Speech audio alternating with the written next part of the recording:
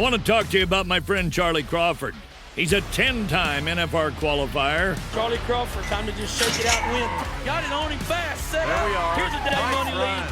You betcha 3-8. That's an absolute perfect run. Timing was perfect from the time the first swing is up. He's got the control. Charlie made it happen by being timed up with his horse with the steer, and being able to not just rope, but to pick that steer's head up without changing the momentum for the heeler at all. We know his beautiful wife, Jackie, all three of their beautiful children, the founder of the Liberty and Loyalty Foundation, which this year will exceed $1 million raised for military and first responders. I've said it 1,000 times. Charlie, it's time to rope, nod and ride, whip and spur. I want to welcome you to the Charlie Crawford Podcast. Let's ride. Big John Kelly. Yes, sir. Man, thanks, sir. Thanks for coming on, my man. Man, it's an honor. I can't believe you're picking me out of all the people you could or you have to choose from. You picked me. Shoot, man, you've been a part of this thing since dang near the very beginning. If I remembered right, was it either the first or the second one you were here for the clinic? I think back when we had it in 2014 and 2015, yes. I feel like it was right around there. You was one of the first. Yeah. Yes. I don't think I made the first one, but the second one, most definitely. And I'll never ever forget that group of guys. They were super cool. I remember nobody was saying anything for like the first 3 or 4 hours. And then, you'd make a joke every now and again, and then guys would see somebody mess up and be like, what a loser. And then it just got deep after that. Mm-hmm. Deep. The shit talking usually started that evening with the steak cookout, if I remembered right. Yes. That's when everyone started relaxing, and then by day 2, everybody was hungover. It's almost like family. Everybody was hungover and happy to see each other, kind of. There was that too. So everyone knows here, we're talking about when this military, like when Jackie and I kind of came up with the idea of having a clinic for anyone who had ever served in the military. And we were trying to learn how to give back. We didn't know how to do it besides, offering money to certain organizations or buying lunch, which is what we would do a lot. And then that's when Jackie said, well, maybe we could have a clinic and be free for anyone who had served. And we was wondering if anyone, even the military, how many guys actually in the military actually roped.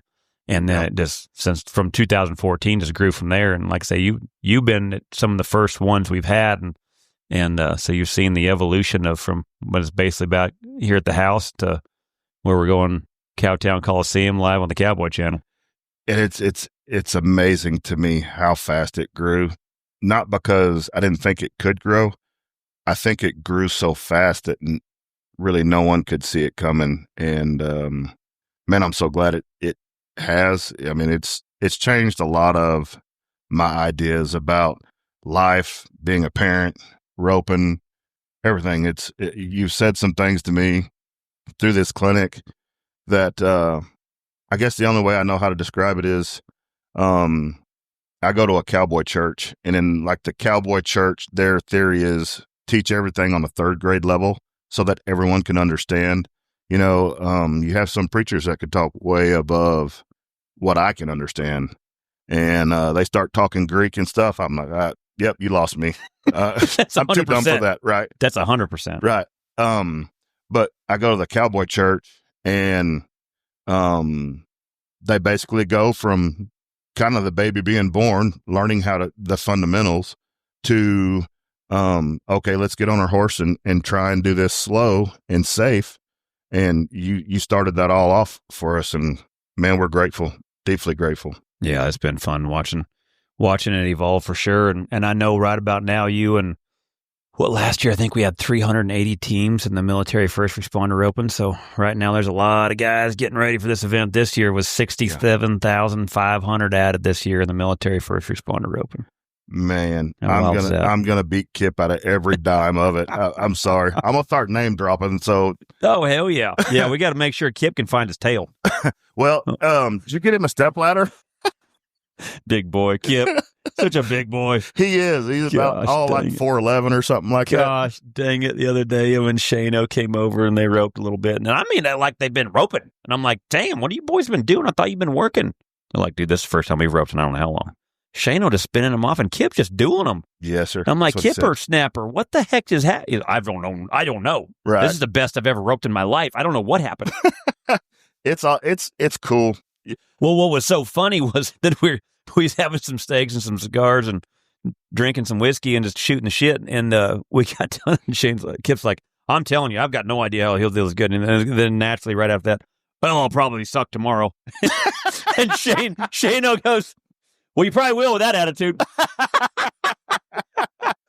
It was awesome. F you, Shane. And the crap talking began. So I got to tell you a little story on Kip. Man, I met Kip through, at one time, a mutual friend of ours. And, man, I grew up, riding horses, catching some wild cattle out on Fort Hood.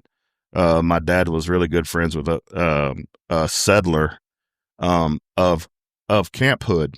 And, so I grew up kind of fishing and catching wild cattle, stuff like that. And it's always just been a really big part of my life. And, I met Kip and, we kind of hit it off, and I used to say, hey, come on, man, let's go fishing. And he's like, I ain't doing that. That's stupid. That's so boring. Blah, blah, blah, blah, blah. Well, he left us, low class folks, and moved up to, I guess, Weatherford now is where he's at, somewhere around there. Mm-hmm. And, where the high class, if you want to edit this, you can, the high class white folk, he just left us bums down there in Gatesville and Kentner, Texas, and started going fishing. Shane invited me, and he said he went, and he goes, by God, John, I had fun. I said, I told you. And so I talked to him, I guess, about a month ago, and he's like, man, I ain't been on my horse. I ain't done this. I'm like, yeah. He goes, but I have caught some fish. He goes, hell, that's a lot easier than roping. And I'm like, well, what are you going to do? He's like, I'm thinking about buying a boat. So I said, yeah, okay, sucker. Oh, that's funny. That's funny. Well, how's the roping been going? I know you and a lot of guys right now have been trying to get sharpened up and working on getting sharpened up for the event. So how's the roping been going? I don't jackpot, I guess, per se, a whole lot during the year. I still have my son at home. He's 13, Mason, and he likes to barrel race, and I like to try and act like I kind of know what that was like and or is like, and I try to help him best I can, take him any and everywhere I can. But when I do, I get to go to some backyard pumpkin pullings, and through that, I've won, I don't know, 3,000 or 4,000 in not too long. So it's not been bad, but yes, we're starting to get ready. And you heading and heeling at the event again this year? Yes, sir. Awesome. I'm gonna head and heel, and well, I'm gonna attempt to head, and I'm gonna try and heel. I do have partners, but I'm just gonna try and be calm, and I think that's a lot of what you have to. You got to clear your mind. I can remember you telling us a story one time about how you didn't want your hat to fall off, or is your cinch tight and stuff like that. And I was like, I don't think about that stuff, but I'm like, man, I sure hope this horse don't run out from under me, or I hope I don't fall off. That would be the most embarrassing thing I could think could happen, especially there at Cowtown. It's electric over there, man. The year that I got it, I was fortunate enough to win it. I know I said in the interview that y'all finally gave me something. I didn't mean it as in, you felt sorry for me, because these guys don't feel sorry for me. Yeah. It's hard. It was hard work, and I plan on coming back and doing it again for sure. Heck yeah. No, that was cool. I remembered that because that story was like the BFI, and I remember the battling of the mind in the high pressured situation. And I was high call one year at the BFI, and it was something I'd dreamt about my whole life, Right. From the cowboy toy to the fast lane to roping the dummy in the barn growing up, and, visualizing that last year in the practice session where you're high team back and win the BFI, and all of a sudden, bam, I'm high team back. And I'm telling you, that was when the devil showed up, man. He was there. I was thinking about, I remember 5 teams out, like visualizing myself, like if I forgot to cinch my horse up. And then, of course, if you visualize it, then it's hard not to make sure you freaking shoo that freaking thought out of your head. Because if you sit back at all of a sudden, if you think about it, then if you don't get it out of there and focus on the positive or what you're going to do, it'll just sit there and play a movie. Yes, sir. And I'm visualizing myself being high team back and running up there and roping and forgetting to cinch my horse up, and I freaking fall off because I've done it as a kid. And sure enough, I look over and I cinched up. No different than I did in the first 5 steers. Right. Then as I'm riding the box, they announced what I had to do, and I'm feeding my rope, and I'm like, well, make sure you hold on your rope a little tighter. Just, last thing you want to do would be in high team back. You've watched this your whole life. It's on VHS tape, back then, or maybe it's a DVD by then, and everyone's fixing to watch it because, man, if you blow your spoke high team back and all you got to do is catch, well, I'm starting to visualize this, man, as I'm riding in the box. Right. Thinking that I need to hold on to my rope tighter. Right. Like I'm making all these changes, right? And then all of a sudden, as you're waiting for the steer to clear out, I can see myself running up there, blowing my spoke, losing my hat, and then the steer runs out, and you look up and there's a camera. Yes, sir. Right. I am visualizing every nightmare I've ever had in my life as I'm in the box. Yes, sir. And finally, when they announced what I had to do, I think I had to be like, I don't know, 8 something or 9 something. I forget. All I can remember was finally there was something that came inside my head going, dude, you've been practicing for this your whole life. Right. From the cowboy toy to this to that. Like, no one is more ready. You couldn't be no more ready for this run. Right. Than any other run that you've ever made, because I've visualized this, I practiced it, and I could feel the weight kind of come off my shoulders then. Right. Right. You know what I mean? And then I could start feeling some peace show up, especially when they said, I think I had to be 8 or something like that, or 9, I forget. And I think I'd been 6, 7, and 8 all day long. Right. So I'm like, man, my run's good enough. Right. All I got to do is see the start and make the same run. Right. And I could feel this internal peace come within me. Most definitely. Then it hit at the right time, because then when I backed up, I could breathe again. I felt my breath coming back. I was clear, seen the start, run up there. Man, my man did heel him, slipped a leg, and end up losing it. But so it wasn't a Cinderella story. Right. But what I remembered though was the fact that I overcame those demons going on inside my head before I rode the box. Yes, sir. And when I got to the back end, I was like, thank goodness no one was in my head. That would have been freaking embarrassing. Oh, yes. Most definitely. So it's like, for everyone out there, it's like, man, I remember times at the U.S. finals back in the day when the U.S. finals used to pay. They was the biggest Yes. roping in the world. Yes, and sir. there'd be guys for the short run and they're throwing up. Mm-hmm. So with the nerves. Yes. So I get it. I remembered it, and like in those situations, and like those are things that the guys got to practice. You don't want to practice that. No. Then. Right. Yes. You know what I'm saying? That's where guys, it's so important in the practice session. When a guy has a good practice session, it's like, all right, now, high team back. Yes, sir. This is for the American Hero celebration right here in Cowtown Coliseum, or, the World Series finals in Vegas, or to beat Billy Jack butt crack at the jackpot. Whatever it is, whatever the goal is, Right. like, if a guy will practice that at home, it's the cheapest jackpot you'll ever enter, because you got to have something you can rely on a little bit when the pressure comes. It's funny. I roped with a couple guys, and I remember a guy telling me once upon a time, you ever want to get into a knife fight, doggone, start putting like quarters on the line and roping all night for quarters.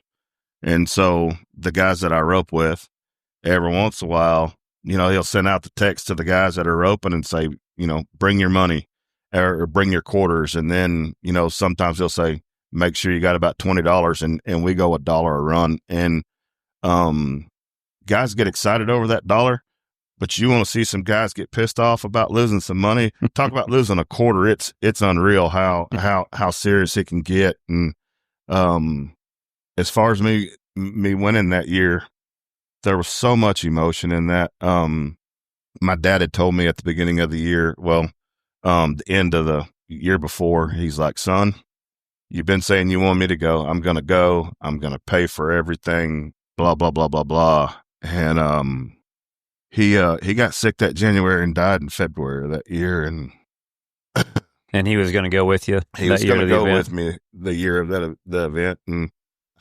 I was really happy that I got to rope with Rocco. I didn't even know who he was. Jersey? Yeah, I had no clue who he was until I didn't the recognize him roping. when he got his hair cut. Right. I remember the first time when we had it in Stephenville? Yes, sir. And he drove all the way from Jersey, and I'm like, Yep. what the hell? We Yeah. have 35 teams. Like, There was not even hardly anyone in Texas that heard about it. How the hell did you hear about it? It's amazing. It's crazy, and I didn't even realize that he'd come that far. And I remember the night when we went to the gala. I went with a couple guys over there because that was the year you started doing the back number deal, and I was like, man, I hope they don't ask me any questions because I'm gonna get the bright lights or whatever. I'm just gonna lose it. I'm a short circuit. I won't even know. I don't know what to do with my hands. That's the only thing I know to say. It's like Talladega Nights. And the guys that I was there with, Les and Jay Mullen and one other guy, I can't remember his name for whatever reason, but Mac Ferry.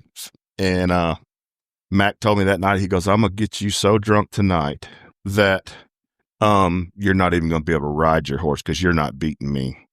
And I'm like, whatever, dude, try all you want to. You're not going to be able to do it. How much fun is the shit talking during that event? I would relate it to like Foreman and Ollie and the Rumble in the Jungle, man. Never fear, the champ is here. And I mean, guys are going to, it's so much fun because everybody has some kind, whether it be a military background or police or firemen or whatever, them guys are going to give you shit around the firehouse. The guys at the police station say, oh, you're whatever. I don't know what police do, but I know from being 11 Bravo or an infantryman, I know that your best and worst friend is the guy right next to you, whether it be in a foxhole or you're going into a house or doing a patrol, whatever. Nobody is safe from the razzing and it's not too good for anybody. And that's something that I look forward to every year. I mean, from the time we leave here to the next year, I'm trying to figure out, I'm trying to remember all the runs and like who wrote good that year and hey, let me grab them up before. And, piss poor planning prevents, perfect performance, right? Well, hell, by March, April, I'm like, who did I say I'm going to rope with? Did I write it down somewhere? And then, you're lost. You're like, oh gosh. And people start asking you. And until that year, nobody asked me to rope. Nobody. I was the guy that no one thought I had a chance. And when Rocco told me he was a 3, I'm like, we're second high call and we're a 7 team. Dude, this is so awesome. If we can win this is going to be freaking awesome. And the morning driving up there to Cowtown, David Eggleston sent me a text and he's like, this is your moment. This is your day. This is when you complete the course. I know you can do it. You know you can do it. Now go do it. Love you, brother. And I was so nervous. That's all I could repeat. I'm just going down the highway. I was repeating it to myself. So like, hopefully I didn't crap myself when I rode in the box, and I don't remember anything Farron said. Nothing. The only thing I remember is he said, I think it was a 985 or something like that. And we were at the back of the pen and I'm like, okay, that's the runs we've been making all week. Cool. And then I seen, Jimmy Blake was behind me and, I'm like, we got one team to wait. And, dadgum, man, when I saw him pull his slack, I said, shit, we're second, and I was waiting for him to ride out to say congratulations. And then he was like, I hear Farron say +5. And I went, he still beat us. And then I remember I looked over and I wanted to be disappointed. And I seen a big smile on your face and you said, you did it, bud. And then Kip rode over and shook my hand and they're like, do the victory lap. And my horse, he's old and slow. When he opened the gate, he thought that was like, hey, that's the parking lot. Let's get out there. And about left me back there. Talk about embarrassing, almost falling off like doing a victory lap and fall off your horse.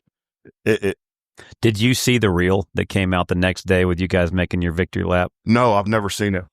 You've got to find it. If anyone's found, this was kind of someone, I forgot who came out with it. It was one I just seen. It wasn't even one of our crew. Somebody did it, and it was a song, "The Best Day of Our Lives." Yes, it's going to be the best day of my life.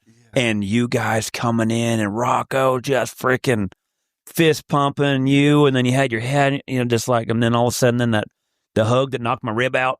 It was the coolest freaking thing ever, because like that's what I told the sponsors, like, you guys need to be down here because you need to feel the emotion of what it's like to win this bitch. You know what I mean? This is a freaking big deal. And like my goal was in 2020 when we had that first one, that was just, man, me saying thank you. That was just in a way of like, man, thank you guys for everything you've done for us. Hope this is a great day on Veterans Day.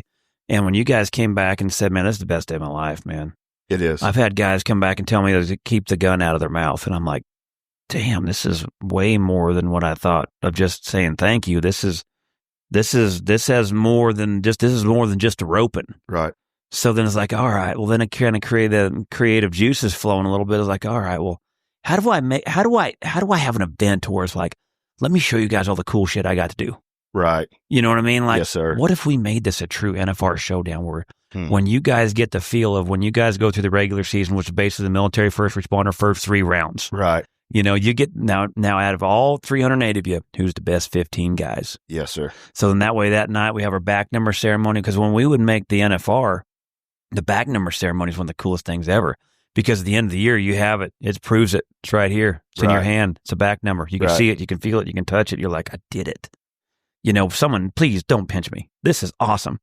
And then after that, then you make that grand entry where you get to ride behind your state flags. And I thought, man, how cool would that be? You guys getting to ride behind your branch flags during the grand entry. And we have a showdown basically at Cowtown Coliseum, which is pretty much the same dimensions as the NFR. It's crazy. So like, how cool would that be to be able to ride behind your branch flags and get what we feel like when we're riding behind who we represent as our state. Right. And I'm like, man, how cool would it be if we had the short round in that freaking arena? And I'm like, man, feel what it's like right there. This is how short it is.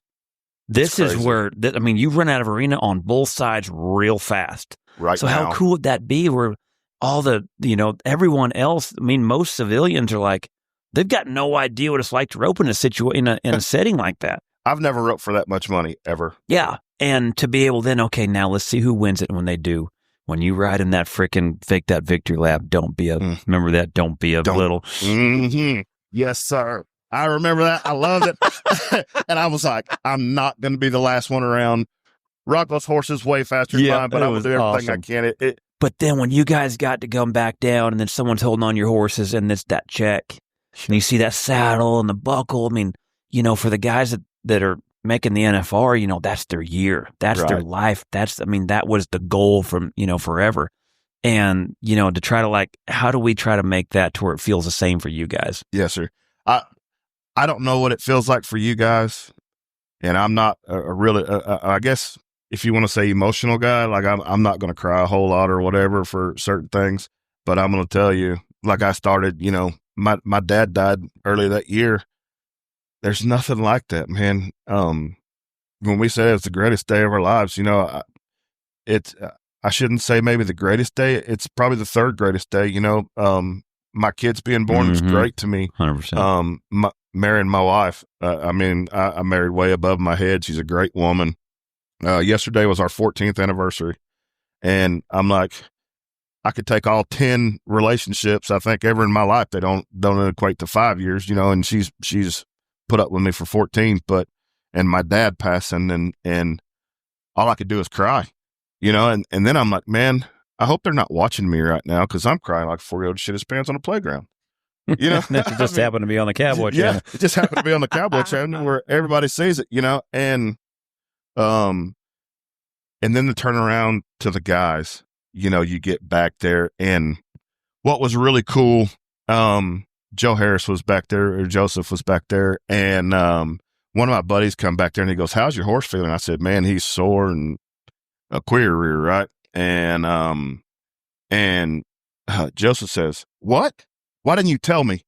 I got 30 horses at the house. I could have, man, I live 2 hours away or whatever. I could have had all these horses down here for every one of you guys, every one of you." And I'm thinking, man, I can't afford that horse. If I sat on him, I'd probably break him. And then what am I going to do? It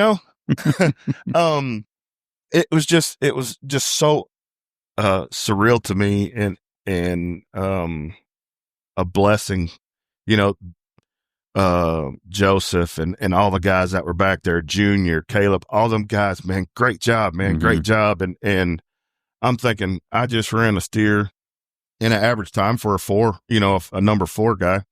And I'm watching them run 4s and 5s, and I'm like, man, I want to be there. But that 9-second run that I just made and the 4-second runs they're making right now, it's the same run, just a little further down the pin. And they're not going to say, well, whew, that was fast. They're going to be like, hell yeah, we did it. I know it. We're going to do it. And that's how you have to go at it. And these guys, man, I love the guys that's involved in the military hero celebration. I love everybody. I want to personally invite you to be a part of something bigger than rodeo. The Liberty and Loyalty Foundation is dedicated to supporting our military first responders and their families through life-changing Western experiences. Our biggest event of the year, the Hillwood Land and Cattle American Hero Celebration, happens this November, and we need sponsors to help us keep making an impact. Please contact us if you can help. Ropers, we have money added in every roping.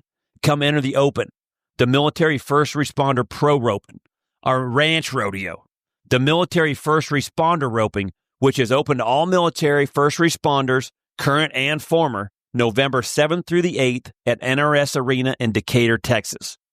Buy a table and attend our gala November 8th at the Decatur Convention Center, and then following day, head to Cowtown Coliseum for the Imus Ranch Quarter Horses NFR Showdown and Military First Responder Short Round, November 9th. It's patriotic, powerful, and full of grit. To get involved or give back, visit libertyandloyaltyfoundation.com today, because we may not know them all, but we do owe them all. God bless. Man, so many people in the background don't get seen in any kind of way or even spoke of too much. Miss Reggie. I love just sitting around talking with her at night, man. She is so funny. You know, if there's, I don't know, if we need to put up banners or something like that, man, I'm always wanting to do stuff like that. And I've been fortunate enough the last couple years to come up and actually see the guys coming in for the first day, you know, the little meet and greet deal. I got to see a little bit of that last year and or a couple years ago. Probably brings back some memories when we had it here, huh? It it was a lot cooler when you kind of did it at your place, because, man, like, the guys are like, I don't know what this is going to be like, but if I'm drunk, it's no big deal, because I can't do anything anyway, you know. Hotness. And I'll never forget, speaking of hotness, the first day, everybody's got their horses. When you come walking out your front door or whatever door it is, we're all just loping around, you know, getting our horses warmed up, and you're like, all right, guys, you know, blah blah blah blah. Put your horses up. We're gonna go ahead and start on the ground. This, that, and the other. And old Mikey just goes walking off. Oh, hotness. And I'm like, okay, well, he's gonna tie his horse up. Well, about an hour or two later, you're like, all right, let's get on our horses. And you're like, and oh, hotness is like, what? I just put him up and fed him. And what do you mean? And you're like, why would you do that? You know, we still got stuff to do.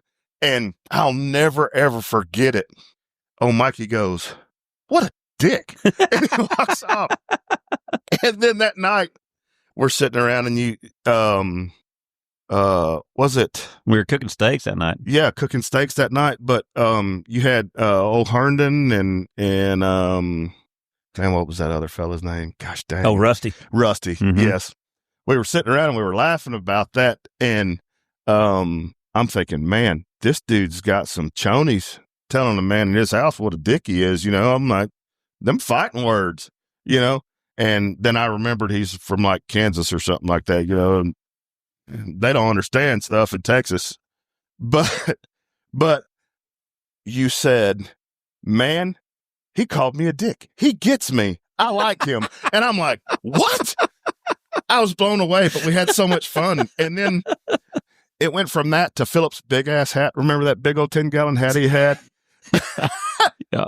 And doggone, who was he? Billy Bob Brown was there that year. And he was like, Philip, what's up with that hat? What was even cooler is, that Sound like Beavis. Some of that hat. watch out with that hat. And what's funny, like, I've always had this little idea of the drinking, fighting, loving cowboy thing. I got brought up in that era, and my dad was that drinking, fighting, loving cowboy, and I was like, man, how romantic is that, man? Just flying by the tail of your shirt, and man, you don't like something someone says, rock their knot, and just go the next one, and then I get to see some of the rivalries that people make up of these rodeo athletes, and I'm like, it's almost not fair. Why try and pin them against each other? It's tough enough trying to fight wolves every day. But then when, Caleb and Junior and Tyler and Wesley and, oh man, look at Caden Profili, hey, look at, where's Ross Ashford this year? That kind of stuff. And I'm like, I am so grateful just to be able to go over there and not fall off my horse in front of a bunch of people that I don't know. Because you have, if I remembered right. I got jerked off my horse, Charlie. And what I remember specifically about that is, I remember Trey saying I actually handled a steer right, and I was like, man, I'm so happy about that, right? And we got up to the wall because the wall come up there the concrete wall come up there quick, and it had been there the whole time, right? And I just kind of stopped my horse, and I don't know who was healing for me. It was some guy. And I guess he thought that I was going to turn around and keep going up the wall or whatever. Well, he keeps chasing the steer. Well, when it did, that rope hit me about, midway up my ribs, and jerked me off my horse right now. That was in 2017 because I remember it. Yes, sir. Because that set the record of any clinic that I had. We had 4 fall-offs and 1 concussion before lunch. Yes, sir. I'm like, yes, congratulations, fellas. You guys set the record. Yep. That was impressive. Now, this was within the first hour of the clinic, so yes, sir. It's not because it was because of my teaching. This is what we had to deal with when you guys first showed up. Well, remember day 2? No one fell off. I said, hey, you guys got your money's worth. Yes, sir. Even though it's free, you got your money's worth. Everyone exactly stayed right. on today. That's exactly right. And what I remember most about that minute is, Trey, God bless him, great guy. He comes riding over and he jumps off the horse, his horse, and he's like, "Are you okay?" And he's looking, I thought, at me, and I said, "Yeah, I'm fine. Just my pride's, kind of bruised." And he goes, "I ain't talking to you, John. I know you're okay. I'm talking to the dirt." Remember the guy that got knocked smooth out? Remember that? And I kept telling Ronald Reagan was the president. What's that? And Ronald Reagan was the president. So I remember this because you guys have helped me so much in the fact of, like, for me as a clinician, is like, that was when I was still freaking in the game. I was still rodeoing, like, my, as far as relating vocabulary, like, because I kept telling that guy, like, you got to get a better start. And he's like, he didn't know what I was saying. Right. Like, that was it didn't register. Right. And I kind of got it a little bit later. I'm like, hey, when you nod, you got to go. Yes, sir. Because you're seeing him way too far because the back end keeps showing up. You're throwing to the back end, dallying, and your horse is going left. And I said, if you ain't careful, this is going to happen. This is going to go south. You're going to fall out. Like, something bad is going to happen, right? Right. And then I'm like, hey, next time when you nod, go. And, like, trying to get him where he understood what I was saying because I didn't really realize he just didn't know. Right. And, gosh dang, sure enough, got out late. Goes to throw, horse went left, steer went right, and he went straight. Yes, sir. And back to his head went, and I'm telling you, his arm went up. Yes, and sir. I'm like, oh, dang. Yes, like, sir. This is not good. I thought he was dead. Oh, really? I thought he was dead. And, like, I'm like, boy, this ain't going to look good on my Yelp review, in my clinics. You know what I'm saying? Like, Team Roping Journal's there. I can just see the headlines. Charlie killed one of one of our heroes in the military. Like, gosh, dang it. Like, this is...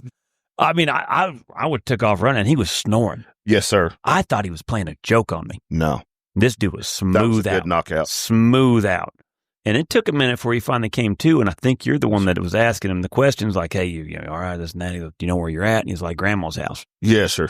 And I'm like, okay, now they're jacking with me. Now everyone involves jacking with me. Right. And that's then the he year was that like, Trey brought that paramedic with him too. I think so. I can't remember his name. And so then, like, for long, he's like, where you're at? I'm at grandma's house. You know what year it is? I think it's 1993. Yes, sir. And he's like, who's the president? And he's like, I don't know. And so then finally, you guys kind of got him come to. Things kind of started coming back around. You know where you're at? Yes, sir. I'm in Stephenville, Texas. Yeah. At a clinic. It's 2017, I believe, the year. And I think maybe you asked me, I said, you know who's the president? Or someone asked me who the president was. Yes, like, and this is just right after Trump won. Yes. And he's like, yeah, I'm not sure. And I think you walked over and goes, did Hillary win? He goes, no. He goes, he's fine. Get him up. Exactly. Yes, sir. That was me. Let's get back to roping. I get up. Hey, man, I know you were snoring about 3 minutes ago, and, I've seen a lot of knockouts in my time, and when the arm goes up or the leg pops up, that's going to be, his eggs were scrambled. But listen, we're trying to learn, so can you get out of the way? Clear the arena. We got steers to rope. That's right. That's when I was like, it's just like hotness. He's like, Yes. dude, I'm not going to lie, man. You're kind of a dick on the phone. I'm like, yeah, that's probably about right. Yeah. We're going to get along fine. When you're like, oh, yeah, he's fine. Get him up. We got a rope. We got steers in. We got a rope. I'm like, yeah, this is like home. and I think that's what's so great about this. Like I said earlier, man, the first couple hours, it's really quiet. Especially the first clinic I came to. The second clinic I came to, is still there at your house. And what I thought was cool was I almost felt like I was cheating because I got to be notified when the clinic came available, and I could, like, boom, I'm in, and been full bore with it, man. And I can't even begin to thank you for what you've done for us low number roping guys that come here, and the military guys, and, first responders. Man, this means so much to us.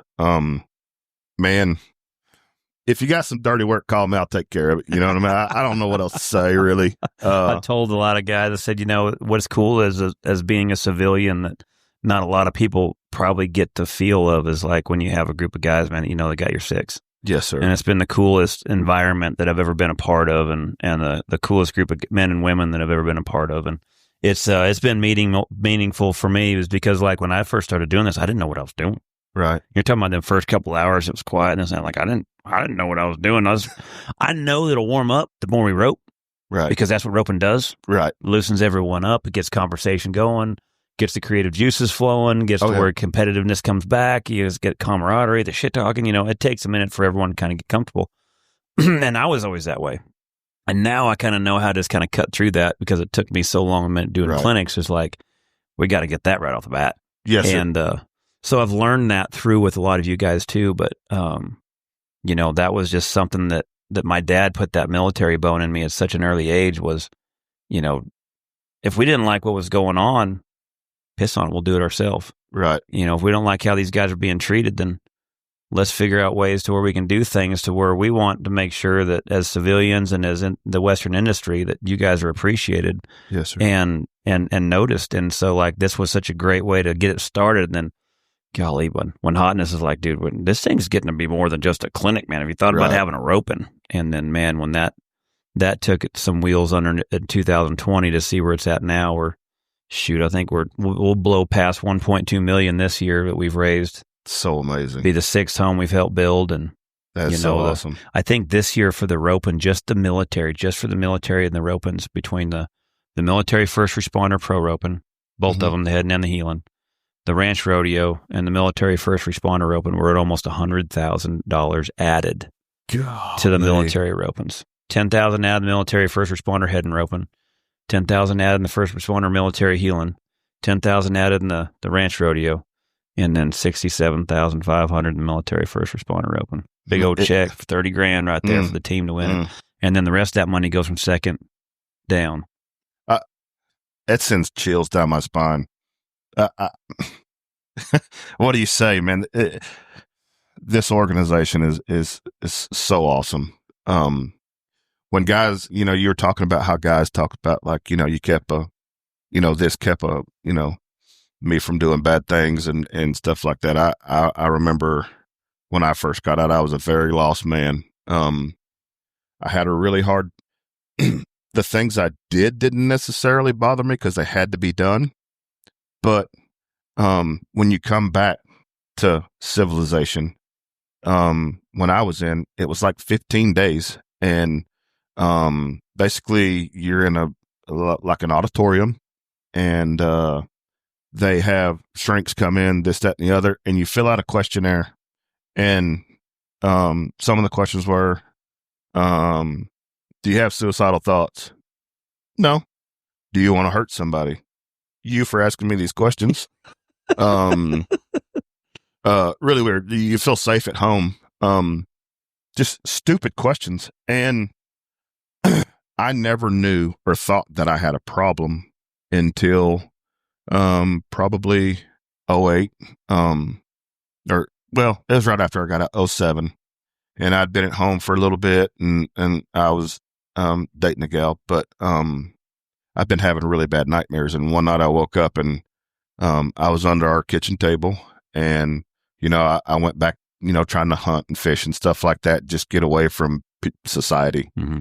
And I was under the table, and I had a 25-06, and for whatever reason, I thought I was going to gun down some enemy, and it just happened to be the girl I was dating. And I don't know why the trigger never fell. I don't know what she said that ever made me snap back to reality, or how I snapped back to reality. But I do know she was very patient, and she goes, "Hun, you need help. I'll help you." And, you know, that I ended up going to VA and, you know, asking for help, which none of us really like doing, you know. JB Mooney, what I've learned, BJ Campbell and my dad, probably your dad, don't be a puss. Man up, you know, man up. So that's what we do. We just bury it. Mm-hmm. However it may be, however you choose to do it, whether it be drugs, alcohol, another, whatever. Escape. Right. But this has been something else, you know, obviously a few years after that, getting some help and realizing that, yeah, there is an issue, but it's not a problem. When you start putting your crazy, all these terms on what you are, it limits what you can or can't do with it. I know lots of veterans out there, including myself, have to take, you know, a bunch of pills just to get through a day. I'm not a pill. I hate taking pills. I just don't like it. It deadens you to a certain extent. And for us guys, maybe some of us may really, really need it. But I think it deadens you. When I come to this clinic, this 1 week of my life, I'm not on a single pill, minus maybe some muscle relaxers or some nerve stuff for my lower back. All that other stuff, man, all it comes out in the wash. You know, you show up and you could be as happy and have the greatest time as you want, or you can be pissed off and just suck it up, you know, just sucking hind tit the whole time. It's great. And the one thing that the guys in this deal do, they will say hello, which, you know, people say, find God and do this and do that. I'm blessed to know God, but there's a lot of people in the churches. Oh, that guy's rough. That guy's rough. Not here. Come in here, sucker. We got something for you. Oh, you think you're hot shit? Hey, come here. You know, and that's what I love about this. Yeah. It's one of the biggest blessings in my life. That's what I've seen so much when everyone's out there warming up. You can tell a lot of guys are home. Yes. Yep. And the competition to it, man, just adds a whole new, every year it seems like it gets tougher and tougher. Them guys last year that won it, those dudes, they didn't act like they were trying. It was just like they just blew through us. And I'm like, that will never happen to me again. Never. You know, it was cool, man. That was cool last year where that high teamer, that kid, freaking that steer went down and he healed him anyway and give the old junior rare back. It was cool, man. It was cool.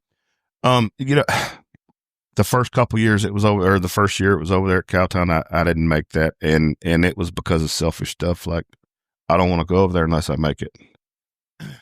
What I didn't take into account is I had a lot of friends over there, because I was pissed off about my piss poor performance, I probably let some of them guys down, maybe not intentionally or like, they're like, oh, don't worry about it. No big deal, whatever. It is a big deal. I remember I've done that a couple times, and I look back at it and I'm like, man, there's no way I'm letting my kids ever do that again, man.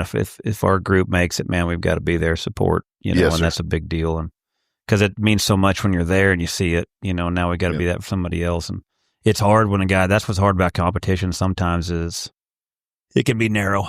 Yes, sir. It can be very narrow because, that direct focus to win. And then you kind of forget kind of what, I was always had that blinders on. Yes, sir. And it took till I retired where my vision kind of opened back up. And that's what's been fun about this is this is a chance that I've never had before to be able to give back. When I was rodeoing, it was just tunnel vision, except for when we started this clinic. And, once a year it'd be fun, on Veterans Day where you guys showed up and whether I was getting ready for the NFR or whether, whether I wasn't and just be able to hang out with you guys for a couple of weekends and just, you guys were so good for me that helped me kind of grow the gratitude of what it was like to remember what it was like to love to rope again. Yes, sir. And that was one of the things that was so good for me, especially before I'd go to the NFR too. And when, like I said, when that one guy told me it was the best day of his life, I was like, man, talk about a slap in the face for me, which I needed because I was like, man, I forget I get to do this every day. What was this guy's best day that he ever had was something I do every single day, whether it's practicing, whether it's roping with all these guys that they've only seen on TV, that some of these guys, us are heroes. And for them to be able to have that experience and then rope with their own guys and be able to enjoy team roping, I'm like, man, I've got to remember this is what I get to do. It's not what I have to do. I get to do this. Yes, sir. Yeah, it being able to rope with those pro guys is awesome. Like, I think argue for the sake of argument, Jake Long is probably one of the top healers in the world. I actually got to rope with him one year, and I can remember being like second or third high call, roping with him.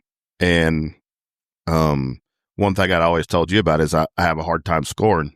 My depth perception is not there anymore. And I remember as I was right in, you said, see your start. And I'm like, okay, I can concentrate on that one thing, see my start.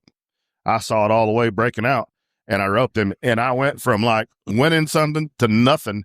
And I actually felt bad for Jake. I'm like, man, this guy's been here all day. And I mean, getting the rope with him, man. And I mean, I still have the videos to this day, man. I turned them steers. He's healed them down. And that little roan horse that I thought he's a little roan. I thought he was a little roan. He's like actually 15-1. That's another misconception too. I think we think you guys are riding these little bitty horses and man, being back there with some of them horses, I was like, shit, how do they do it? Caleb's horses are what, 16 hands or so? Yeah, between 15 and 16. 16 is a pretty big one, but yeah. And I mean, what I thought was cool too was just the excitement of like, I always thought it'd be cool for the guys that never watched the NFR or for the fans that watch it but just only got to watch it on TV if they've never got to go see what that's like. That is so awesome. Man, is it not just the fastest thing in person guys ever seen? It is unreal. It is so unreal. And I think what made it really super cool for me is, we did it at Lone Star the first year, right? Yes, First sir. couple years. Man, when I got to see some of them guys that it wasn't Luke. I can't remember who it was, but anyway, we're all standing around, and it was so funny. We were watching them do the run through, breaking in the steers for the open, right? And daggum, I wish I could think of his name, but he's got a fire breathing dragon mare that is so cool. I would just love for one time to walk up to him, like, can I sit on your horse? Just one time. That's all I want to do. I don't want to touch the reins. Just, can I sit on her one time, right? And it was so funny, man. She started acting up on him in the box, and he was going to score this one particular steer. And I mean, that witch jumped from the back of the box to the front. And next thing I know, they're doing like Indy 500 laps around the arena. And I mean, he come flying back down the pin and into the header's box. He said, whoa. And I mean, she drug her ass and spun in that corner. And he looks over and he says, I know Charlie's been teaching y'all all about horsemanship, but she really needed that. And I can't remember who it was. That's awesome. It wasn't Luke. Chad Masters. That's who it was. Oh yeah, Yes. Shadow. Yeah, that's funny. And I was like, they lose their temper too. Man, they're not like superhuman, they have things that get on their nerves too. And through all this, we get to see that. We get to see those guys, I think you said something, you'd tell them guys come mounted, and that's something a lot of us guys never get to see. We see that on TV, but it is unreal to watch, especially like over at Lone Star, that front pin. It's a run for them horses, and then they get that head start on them. Some them steers and fresh steers. Well, yeah, you think about the NFR. That's so cool to see, is because the guy don't realize that is for real. Yes, sir. When they leave, it's like their tails are on fire. It's for some guys. It's like, is it humanly possible for a steer to run that fast? That's what I think so cool, is like for you guys to be able to see that, to where it's like, oh my gosh, that's what everyone's talking about. Yes, sir. These steers are like strong and big, yeah, and, in that small little arena. And, it's one thing to see, because that's what I always loved about the fact what you guys get to do is what the Monday morning quarterbacks said, well, I can't believe they roped a leg. I can't believe you threw there. How come you just didn't take another swing? How come you just don't try to win all 10 rounds? I'm him. Then you get there and you see it, or you get to go compete in that little arena and you're like, holy moly, this is way different in person. It is amazing to me how guys like JoJo Lamont, Caleb, Driggs. Tyler Driggs, all them guys can throw so fast and still have no room and make it look so easy. Yeah. It's crazy. Yeah, that's cool. Crazy. It's real cool. I know I've said it 100 times. I'd chop my hands off just to hold yours for the day. You know what I mean? But I mean that. Well, that's what I think, cool. the whole deal where a guy gets to feel what that arena feels like. Those are things that most guys don't get a feel of. And like I say, that's the goal behind the experience of it is then a month later you get to watch it. Yes, sir. You know what I mean? Yes, like that's pretty cool. Yep. Well, man, it was cool when you guys won it. Just, you being one of the first guys that came from the clinic, from when it was right here, one of the OGs from the clinic, and then to watch Jersey win it. He was one of the OGs because he was the first guy that drove from such a long way to the first jackpot when we had it here in Stephenville in 2020. Didn't Pennsylvania come though too? Oh yeah. I don't know which one's further, but I just know it was badass. Yeah, the Prince of Pennsylvania, Chris. Yes, yeah, sir. Badass. But yeah, Rocco coming all the way down here the first time, and I'm like, dang on. That was cool. The fact that I didn't even know how he heard about it. Right. But just the fact that like he came to the first jackpot we ever had. You was one of the first clinics, and then to watch you guys win it, like that was pretty special to see. Kind of the history of it all. Get to take one victory lap, man. It was badass. Yes, it was. It sure was. Like anywhere else, you try and figure out and find the best partners you can. And then I think I actually drew him. And when he rode in the box, I was like, man, who's this guy? And I didn't think about, I'd seen him before, just never thought about it. I didn't recognize his haircut. Right. Yeah. It's weird, shaved head to nothing, know? Yeah. And it was so cool to be able to do that, accomplish that with him, more money than I'd ever wanted in my entire life. For a guy that was really cool for a 3. I mean, he was business. He's a business dude, I can't say that I'd have been that calm, but it was really cool that whole day. There was a lot of peace in that whole day. Man, to win it with him. And, when he faced up, he'd get big old fist pump and badass. Man, oh man, oh man. It was cool. I always loved Bill Force. I always say, all right, now when pressure's on here in the short round, this thing, he goes, pressure. What's pressure? He goes, do you see anybody shooting at me? That's right. And I'm like, he goes, no one's shooting at me. There's no pressure. And I'm like, so I stole that line. So I'm like, every time I tell someone to relax, remember, no one's shooting at you. Yeah. I love that saying though, because it does. It's like, oh shit. Yeah. I mean, yes, sir. It kind of helps with kind of getting present. You know, this is not bigger than what a guy thinks it is. It's just a steer. And it's so easy, like you were talking about earlier, it's so easy for your mind to just take off in the left field, right field, wherever. I can tell you, not hearing anything Farron said that day, and I mean, I could hear him on every other run. It's so loud.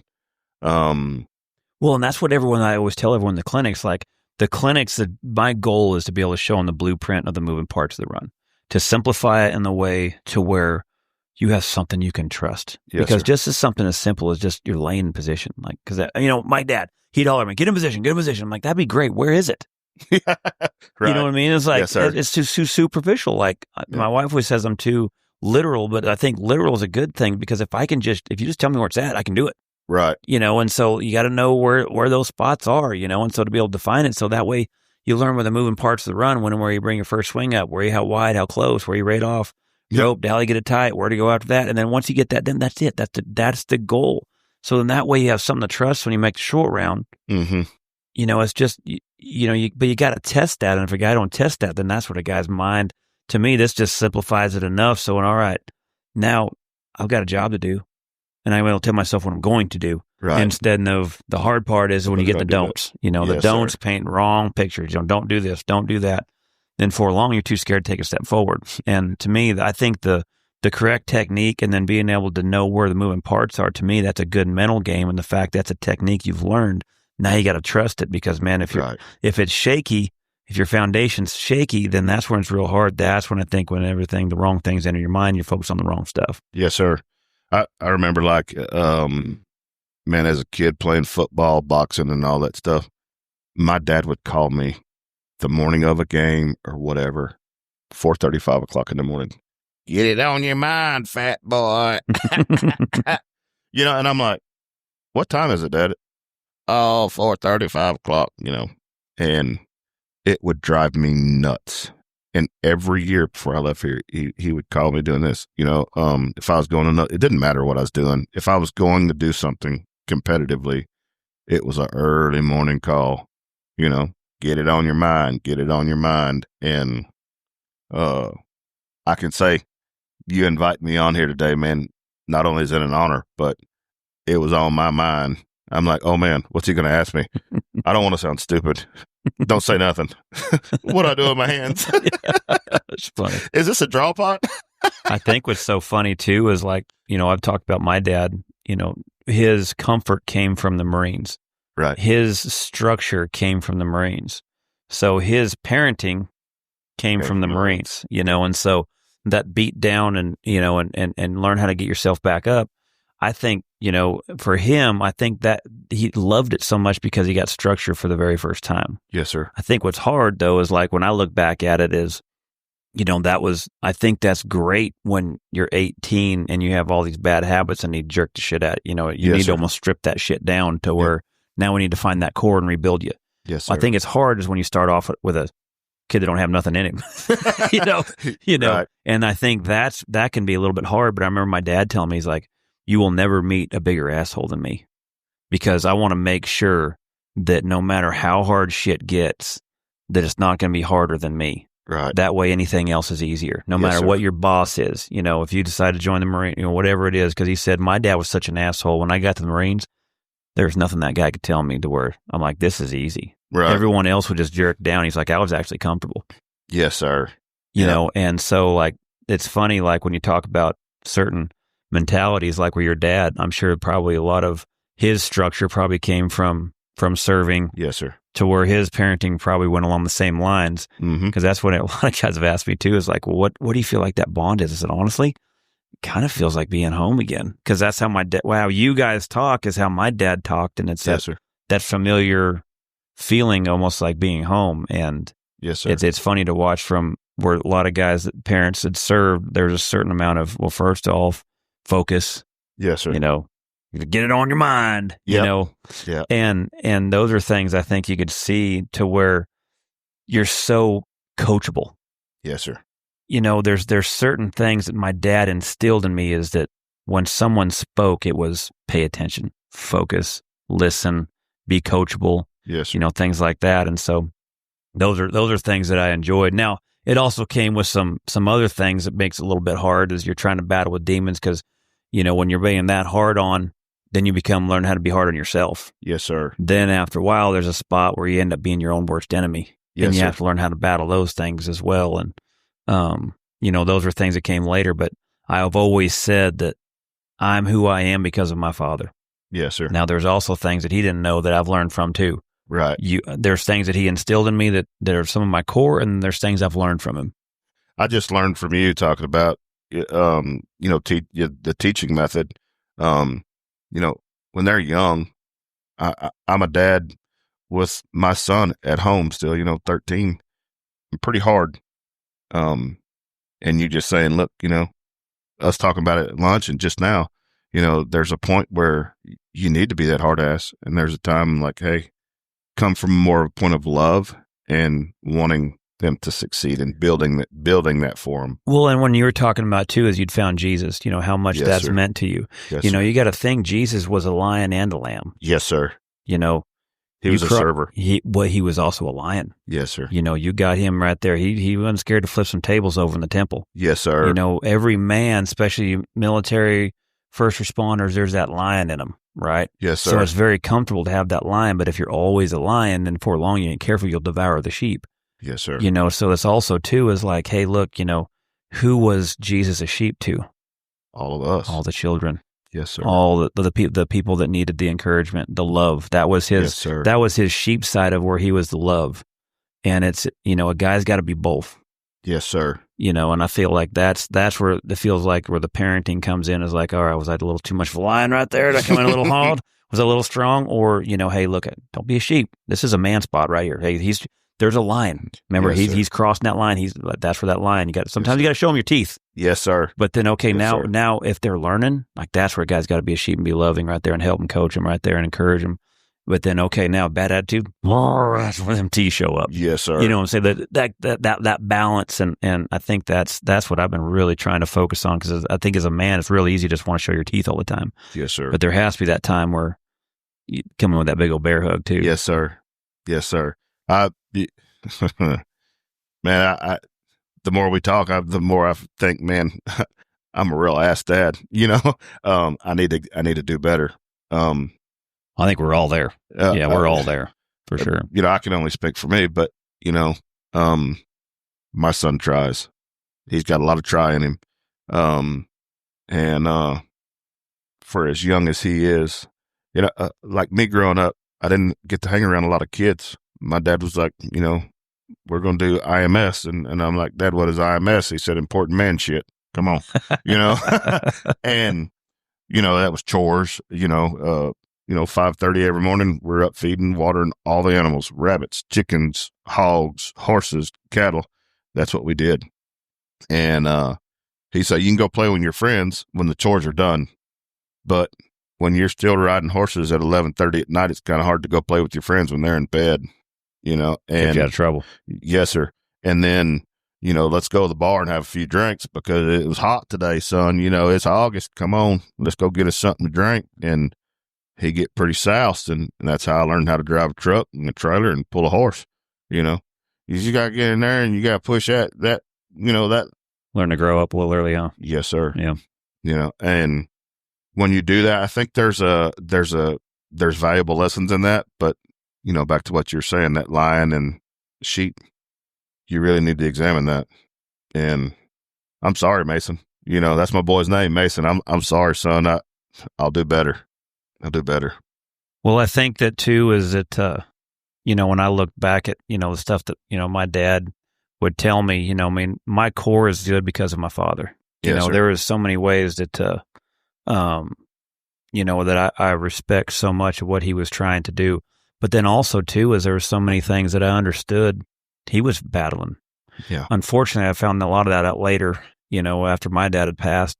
It feels like you go through those three phases as a parent and as a child. At first, I idolized my dad, man. I loved going to watch my dad at the rodeos. And, man, when I first started getting into the jackpots and he was healing for me, man, it was just cool.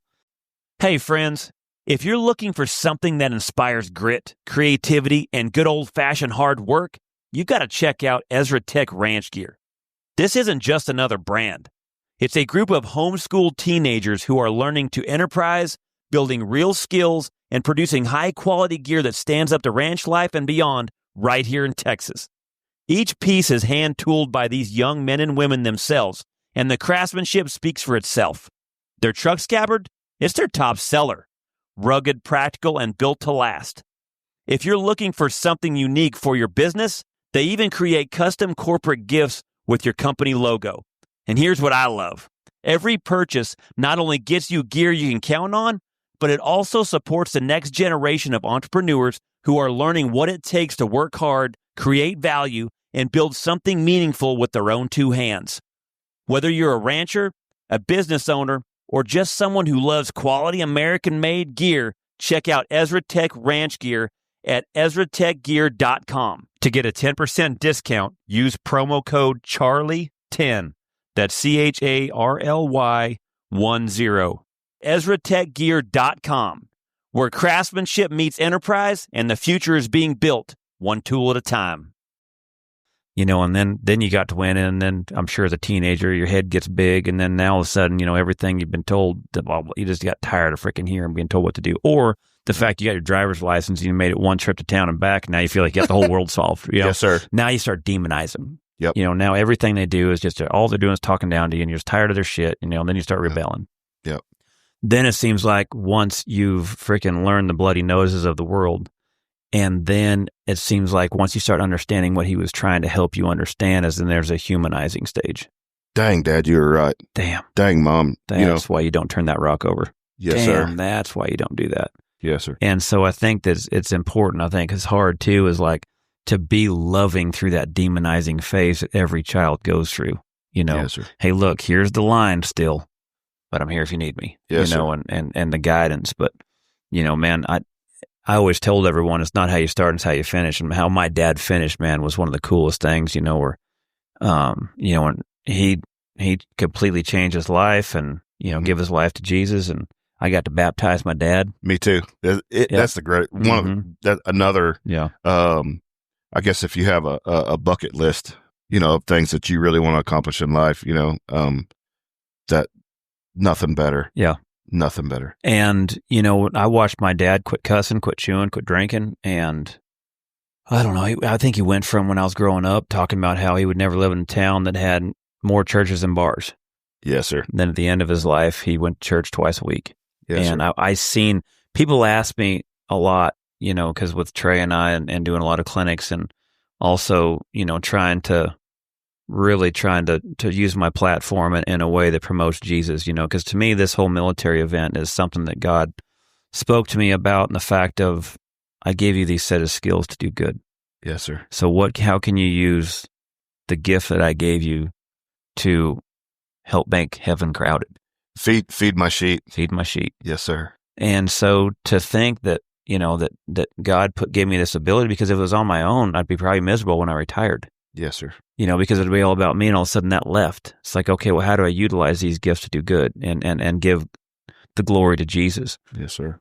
And so trying to use that platform to promote Jesus, but then, a lot of times it'd be like, well, how do you know he's real? I've seen it. I've seen my dad. Yeah. I've seen it. I've seen what it was like and what he had to go through and the battles that he had. Yes, sir. And I've seen how he finished. Yes, sir. That's how I knew God was real. It's really crazy. So when I grew up, my dad had two sayings that I didn't, one I understood, and that was, you keep your ass out of the graveyard, I'll keep you out of jail. And the other was something I didn't get at all, but I remember I got in some trouble.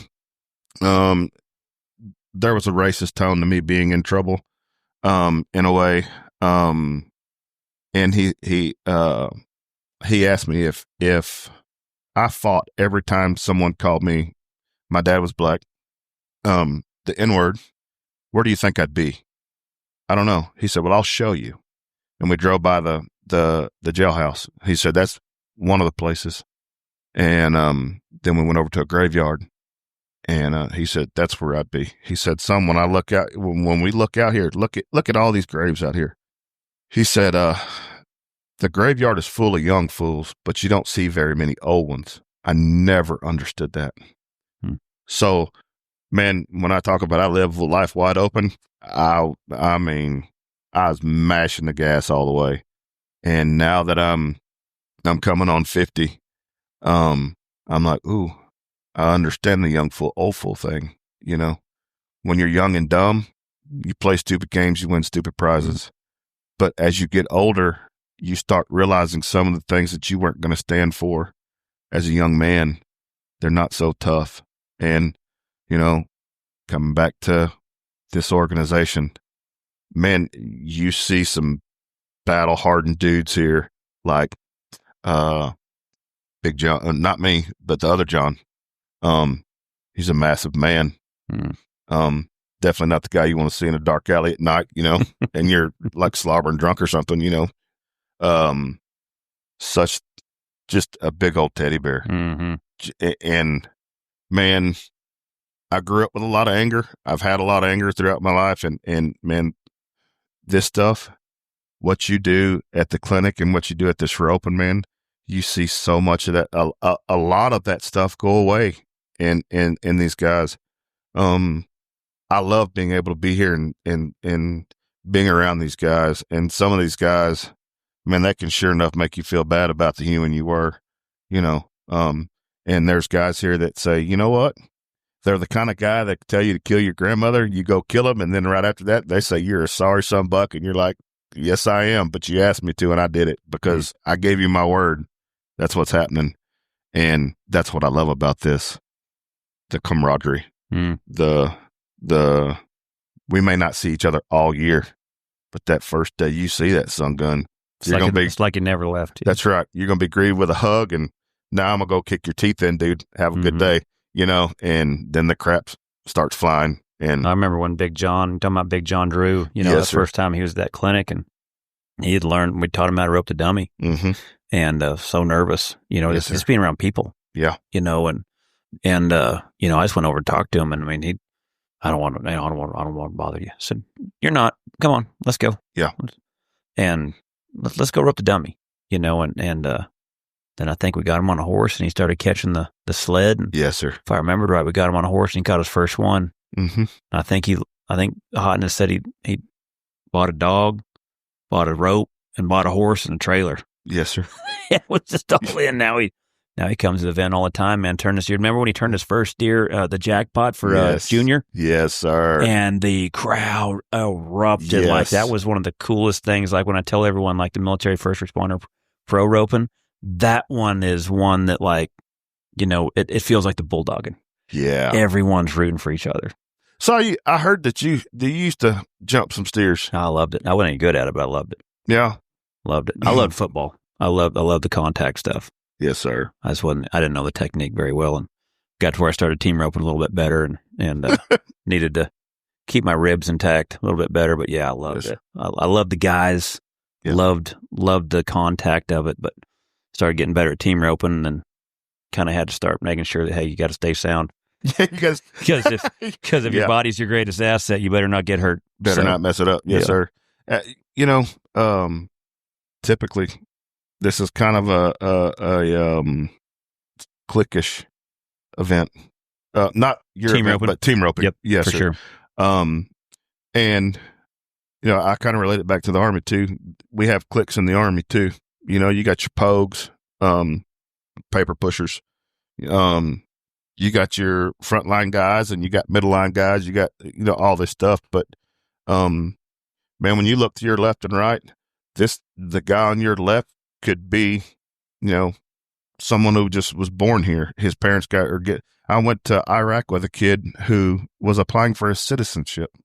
You know, he was 18 years old, and he was trying to get his citizenship fighting for our country. That's cool. Yeah. Real cool. Well, when did you join the military? And you were in the Army, correct? Yes, sir. I was in the Army. And why did you want to join the Army, and why did you pick the Army? All the men in my family, minus one, were soldiers. My granddad was a soldier. He retired as a sergeant major. My dad was a ranger. All of them did several tours in Vietnam, and you know, Dad talking about, you know, grown men getting to be 14, 15 years old. I didn't understand that either. And I was in college playing ball.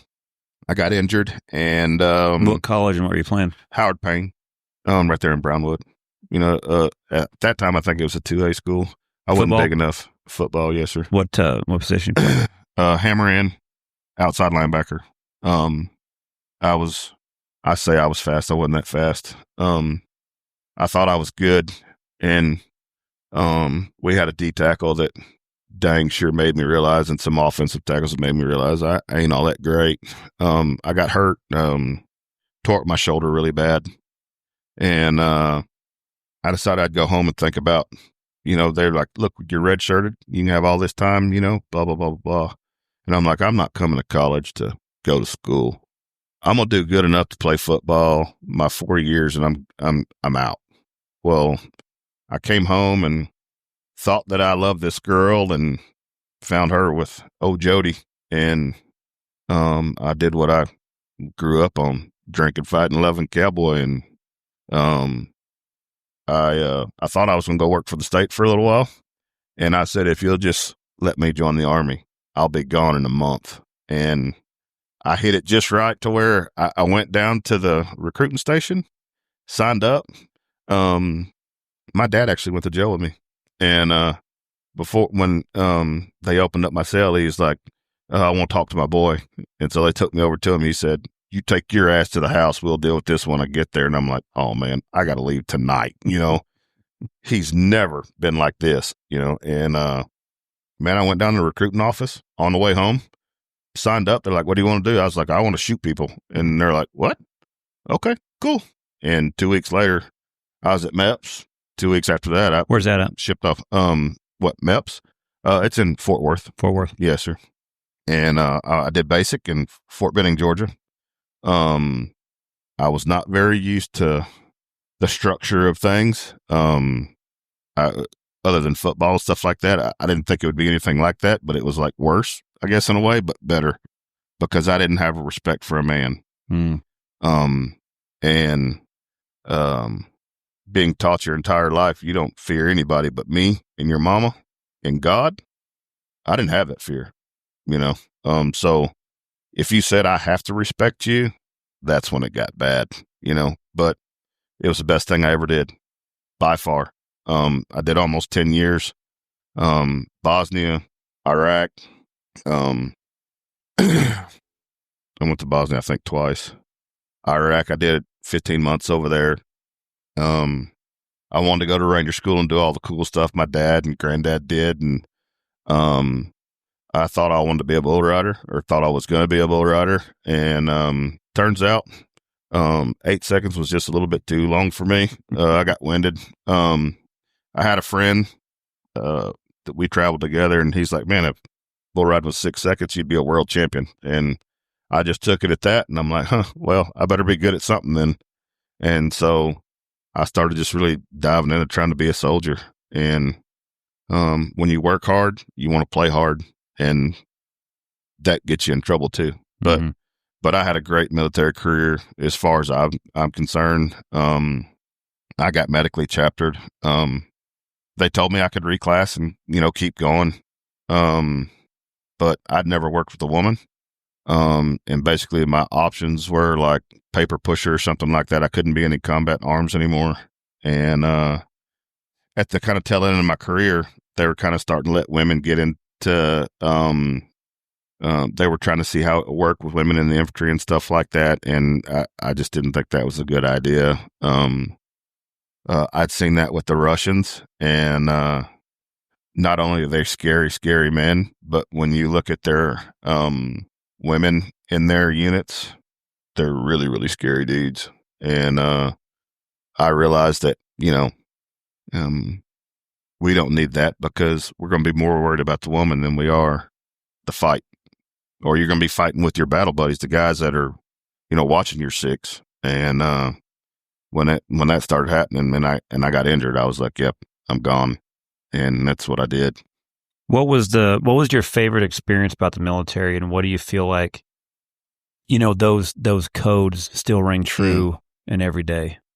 Throughout my whole career, as far as the military goes, I had some really great leaders, and from the our COs down to platoon sergeant, squad leader, team leader, they all believed if one of us gets in trouble, we all better get in trouble. And that made it really fun because, we could turn a mountain, something into a mountain over a molehill pretty quick and, be as crazy as we wanted to be. And I can't give you all Article 15s, so we took full advantage of it, But that, I think, as stupid as this may sound, I think combat was one of the greatest things that I got to experience. You see the depth of a man there. When a guy says, I got you, I got you. And, through 15, 16 months of that, you can find out if they got it or not. And I've seen people really lose it during that. And I've seen people pay the ultimate sacrifice for it. And one of my good buddies, he had a dream that he was going to die over there. And we were 3 months into the deployment, and he got hit in the armpit with an RPG. And I think you got to have some pretty big, I think you have to have some depth about you to really feel like you're going to, have a dream about dying over there and saddling up and getting on that horse anyway, and he had no doubt in his mind. He was a man of faith too. And he knew that's what it was, what the price he was going to pay. And he was more than willing to pay for it. And I've seen guys go there, great men, but fighting wasn't their deal. But they also pay the ultimate sacrifice and have kids, girlfriends or wives be pregnant while they're there, never get to see their kids. That's horrible. You don't shake stuff like that at night. They're the heroes. Yeah, 100%. That's where I think it's so important for so many people to hear, like, what we think is a hard day. Yes, sir. I got a really cool horse. It's funny and cool, actually. Did you ever hear of the Battle in the Joff? There's a book out, and it's called Battle for the City of Dead. It's where John the Baptist is supposed to be buried. Moses is supposed to be buried there. Anyway, it happened July, August, and all of August, the end of July, all of August, and a little bit of September. It was 48 days and nights we were in a cemetery fighting. And they have mausoleums. You know what a mausoleum is? I do not. Okay, so it's a grave, but it's above ground. And kind of like when you cremate somebody, they just put you in a wall. Well, that's kind of how it was, but they were big ones. And they would dig below the ground and put tombs in there.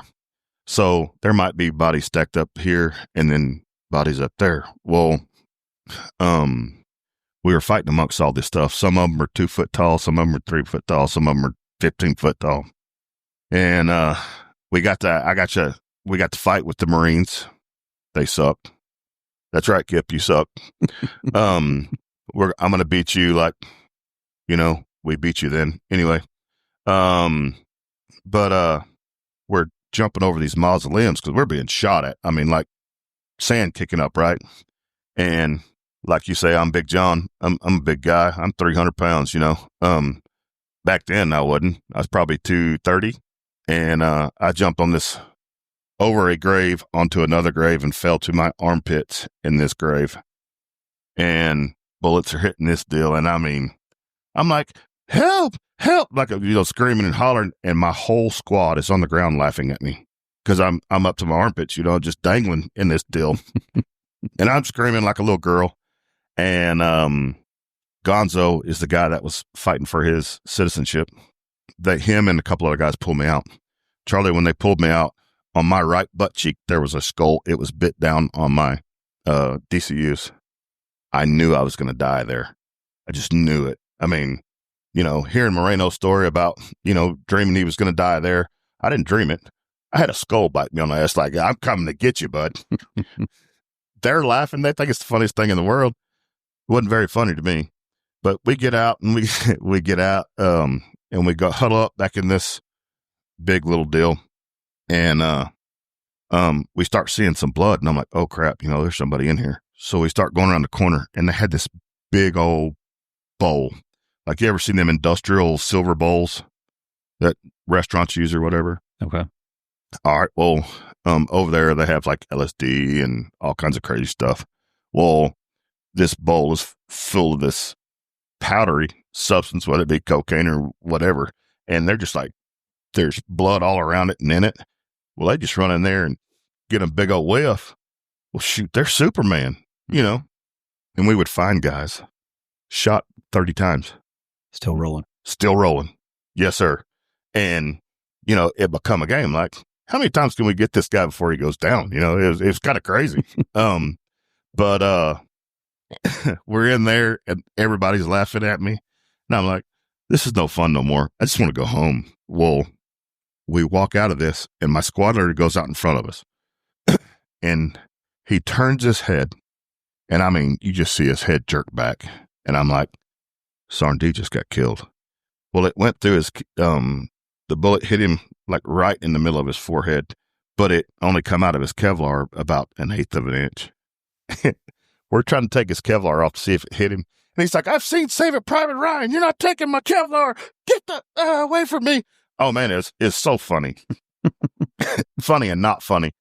And then he gets this, man, I've never seen him like this mad, right? And he's like, we're kicking ass. We walk out of this deal, and he does the same look. And there's a guy running, like from east to west, let's say. He just reflexifires this dude. And what reflexifire is it's not aimed, right? It's just kind of pull from your hip, boom, quick round, right? He levels this dude. And he's like, y'all ain't getting me today. And we take off again, but this all happened, in session, consecutively. Mm-hmm. Like I fall in the grave. He gets hit in the head. He goes back out. He just knocks that dude down. And I'm like, man, I'm with a freaking real life G.I. Joe. This dude is bad ass. But stuff like that, man. I had an RPG one time. I was a gunner and it was fizzing above my head. And I'm like, Gonzo, he was my driver. I'm like, hey, can you please move forward, dude? There's a freaking RPG just fizzing above my head. And the thing with RPGs, if you don't pull both the pins, it won't blow up. It'll fizz, but it won't blow up.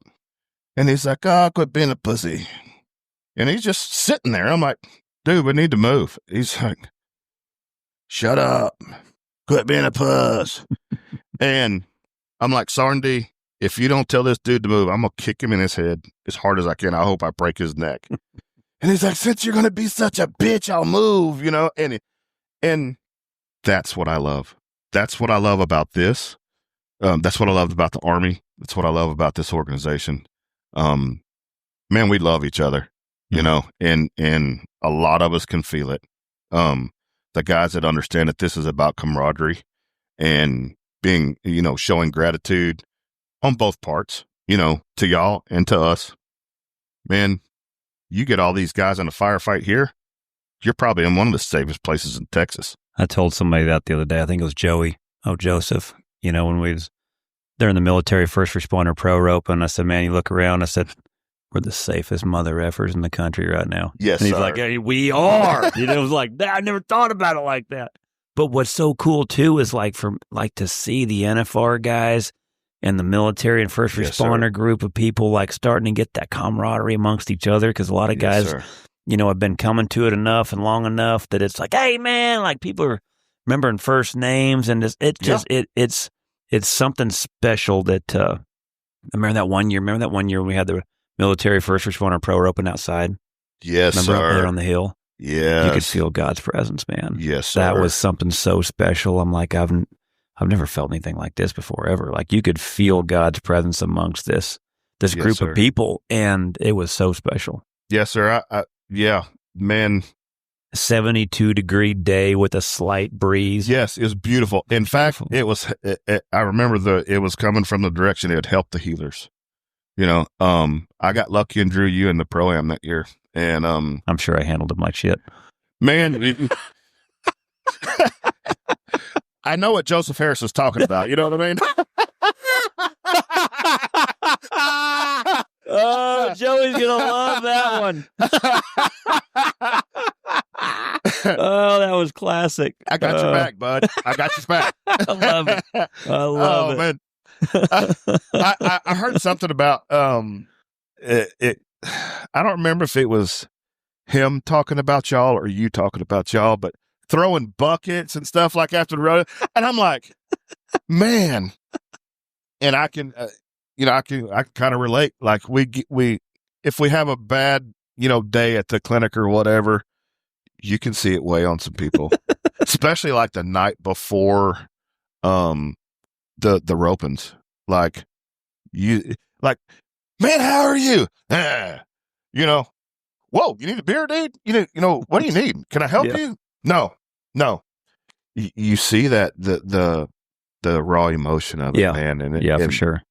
They're not mad at you.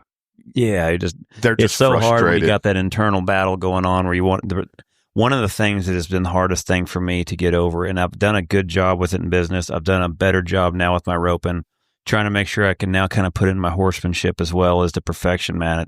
That perfectionist outlook, and that has to be destroyed. Yes, sir. Because no one's going to be perfect, man. Yes, sir. And that's the thing that has been the hardest for me to kind of evolve with. Now when I rope, man, you're going to enjoy it. You're going to enjoy it, Chuck. Remember, this is what we get to do in business, man. Anything I'm trying to do is like, hey, remember, I used to suck at reaching. Yes, sir. You know what I mean? And I'm not great at it, but I mean, I learned at least I evolved. With my roping, I evolved, and I was able to hang with a lot of those guys at the end of my career. There's a lot of things that like, hey, remember that. Like, get confidence out of that. You know what I'm saying? Yes, like, sir. If you do something and you figure it out, you can do that in anything. It's one thing I owe so much to rodeoing is I wouldn't be here today without it. I wouldn't have met my wife without it. I wouldn't have my kids without it. I learned so much when it was time now to go out there in the real world. If I apply them same principles, man, I know I'm going to do good. And I wish I'd have learned that earlier, and then now as this come down to my horsemanship, like, hey, look, man, you weren't perfect. This horse ain't going to be perfect every time. Remember some of the grace that you had along the way with some of the guys that gave you grace along the way, man. Remembering how much you just, like, if they showed you grace, like, you were just attracted to them. Yes, sir. I mean, you had their back. You would go to war for them. Yes, sir. Same thing with this horse, man. You show that horse some grace right there, and you help that horse learn how to understand. And I tell you what, this sucker's going to have your back when you need him. Yes, sir. And so, remembering that, and I think a lot of times for the military guys too, coming here is remembering, man, this is the give back for me to you guys, but to enjoy it, and so much. I think sometimes the team roping side gets to where it's like that, it almost turned team roper. Like, yes, sir. You gotta remember, this is to enjoy it. This is for you guys to understand. This is the Western industry getting behind you guys to celebrate you heroes, because you are to all of us.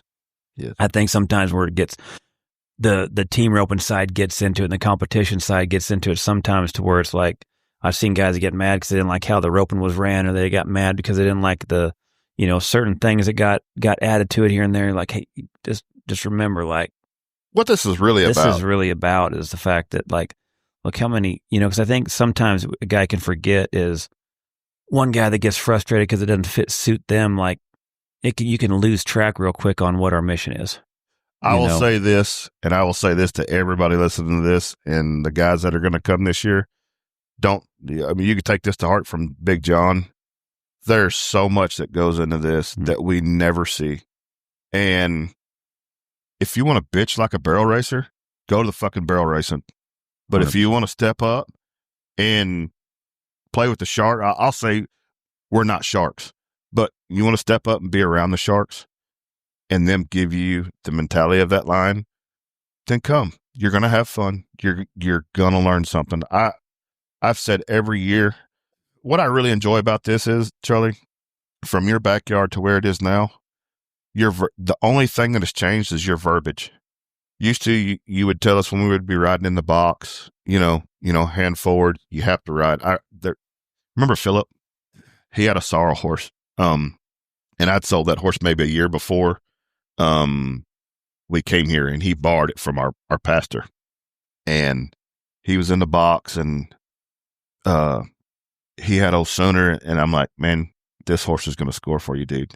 But anyway, old horse just kind of looked to the left just for a second, or maybe it was the right, and the photographer took a picture, and that flash hit him, and it boogered him, and Philip couldn't get him in the box. And I remember you were sitting there on the four-wheeler, and you everybody's tired. Their head's probably pounding because this is day 2. And he's like, come on, man. Hey, come on. You remember that? And man, just as nice and as calm and loud enough to where he heard it, but like not mean by it. You said, Philip, that's why they call it riding, not sitting. I wanted to explode. And Hotness is right. Such a dick. What I love about it, it's one of the many things I love about this, man. We're around people where you shouldn't have to hold your tongue. I mean, you've been beat down all your life, or your military career, you got beat down. By God, that's how you get better, getting beat down. I truly believe it, that's helped me. I know. Well, and I think too, as a guy's got to remember is that like when you've learned how to rope and ride in a certain direction, and a lot of times self-taught. Yes, sir. When a guy goes to a clinic, you have to understand there's going to have to be some adjustments made. There's going to have to be some change that's going to have to happen, because that's why you went. Yeah. You went to learn how to try to get better and understand that when a lot of guys come to go through this process, there's going to be some change. Yeah.